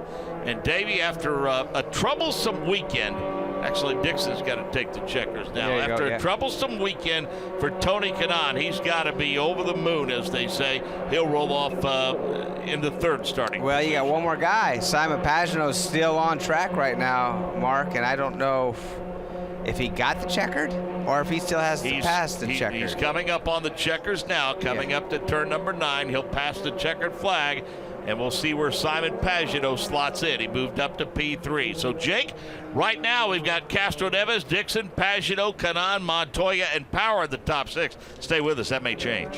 Yeah, and I'll tell you what, usual cast of characters, obviously. As you talked about, Kanaan's got to be thrilled with that positioning as well. Going to be interesting as I wait to talk with Will Power once we can talk to the pilot of that 12 machine. You never know. Sometimes a guy thinks, hey, you know what? I had something in the car there that just was too much horsepower. I gave it too much. Other times guys will say, hey, the car was great. I made a mistake. We'll see what Power's mindset is here, as it's his teammate Helio Castroneves that will celebrate being on the pole here in Long Beach, California. So Helio Castroneves, and I don't care if it's a pole or a win. The guy celebrates almost like no one else. I mean, the exuberance that he exhibits, Davey, on a regular basis. The guy's just great for the sport, no question. Well, the same. You go to dinner with him. This is when dinner comes. This is how he is as well. I mean, it's just about anything. Climbing back into that race car, Helio Castroneves, and Dixon will join him on the front row. Simon Pagenaud, Tony Kanaan, Juan Montoya, and Will Power. And 4 of the top 6, Roger Penske on race day. Yeah, there's no surprise there, and I think no surprise either that, let me see here, we have, here we go over here. I think it's the proper lineup where it's all Chevrolets, correct, in the top 6? Yes. Will Power brought out a red flag toward the end of the session. Jake Query, you're with him on pit road. Yeah, Will, what happened at the end of the session there when the red came out in terms of how the car was feeling and just what led to that last incident? Just locked up. Just locked up going into, I probably could have made it. I didn't want to take the risk and end up in the wall. And I thought I could loop it around, but it was, yeah. Every year in Long Beach, I screw qualifying up in some way, so it's pretty normal for this track for me. Obviously, we know you know success here, so it'll be fun to watch tomorrow. I know you'd rather be starting first or second, but starting 6th. Best of luck tomorrow to you. Yeah, thank you, thank you. Will Power, the pilot of that number 12 machine. Rob Howden? Tony Kanaan, a fantastic qualifying run for you. Obviously, fast 6, very important, but just where you qualify here at Long Beach is always so important. Being where you are, you must be pleased. No, for sure. I got to give props to my engineer. I mean, we definitely struggled until this morning, and Todd's usually the one that calms me down a lot, and I wind him up. Obviously I'm going to take the credit for it. I put a really good lap together. It wasn't about the car. I'm kidding. As a team, we progressed a lot. I worked really closely with Scott this morning, and we put the 2 cars trying to split the Penske. So we did what we were supposed to do. Obviously, track position here is very important. So still a long race tomorrow, so we got a lot of work to do. And good luck on Sunday. Thank you. Tony Kanaan, folks, very happy with where he is right now. Let's go down pit lane to Zach Veach as he stands by with Scott Dixon. So great run for you starting front row outside after winning last year. What are your focus going on to the race tomorrow? Well, stoked, man, considering how we started this weekend. We tried a totally different setup from last year. The cars have changed a bit, especially aerodynamically, so we thought it might need some different things, and that wasn't the case. But, even this morning we struggled a little bit. Some good old front wing actually helped us a ton today, just, being able to carry the speed through the corners. It was a bit of an effort to hold on to the target car, but I think we could have had it. If that qualifying ran all the way through as it should have, I think we definitely had the speed for pole. But, front row is a great start, and hopefully we can replicate what happened last year. Sounds great. Thank you, Scott. Best of luck tomorrow. Helio Castroneves, Scott Dixon on the front row. Row number 2, Simon Pagenaud, Tony Kanaan, Juan Montoya, and Will Power side by side in row 3. Row number 4, James Hinchcliffe, Takuma Sato. Row number 5, Joseph Newgarden, and Carlos Munoz. Row number 6, Ryan Hunter-Reay and Luca Filippi. Row 7, Connor Daly, Sebastian Bourdais. In row number 8, Charlie Kimball and Alexander Rossi. Row number 9, Graham Rahal, Mikel Aloshin. In row number 10, Max Chilton and Jack Hawksworth, rounding out the starting field, the 21-car field tomorrow, the 27 of Marco Andretti. Davey, it's beautiful, never boring here at Long Beach. Never boring, Your man. thoughts as we get ready for tomorrow. A few surprises. I have to say, Marco Andretti starting dead last. That's one surprise to me as well. I mean, I just couldn't catch on here. Another one was Rahal, being in that P17, but the Chevrolets, just how impressive they are. I know that it's been going back and forth between Honda and Chevrolet, and Honda not thinking that they had the speed. But you know what? I think the key thing is we're at the Toyota Grand Prix right now, and we appreciate Toyota, obviously, for putting up this event, because it's a fantastic event for us in this series. And another exciting qualifying. I just can't wait till tomorrow. Jake Query hustling down pit lane, waiting to talk to Helio Castroneves. We will do so momentarily, so let's hold on for just a minute. Give me the schedule for tomorrow. There was a final warm-up session. It'll be at noon Eastern tomorrow. We'll do so for breakfast here from 9 to 9:30 Pacific. I'll be in the booth along with Zach Veach. Rob Howden will be on pit road. Probably put the turns up for that one as well. And we'll have Jim McKellion from the Grand Prix of Long Beach Committee visiting with us about the past, present, and future of this great event. And then flag-to-flag coverage of the 42nd annual Toyota Grand Prix of Long Beach comes your way at 1 o'clock Pacific, 4 p.m. Eastern. I'll be in the booth with Davey Hamilton. Jake Query and Nick Yeoman will be out on the course. Michael Young joins us tomorrow. Rob Howden and Zach Veach will be on pit road. The pole sitter, Elio Castro-Neves. Jake Query, he's a happy man. He won in 2001 at this event. Elio Castro-Neves, you're kind of like Long Beach, California. It's like sunny every day in your world. Always in a good mood, but today, obviously, another reason to smile for you. Yeah, and I'm very happy, first of all, for AAA car. You know, we've been good whole weekend long. We've been working together all weekend long. I would say Team Penske probably had the upper hand. You know, in the end of the day, the number 3 ended up getting the spot, and they say it's better be lucky than good, and we planned very well.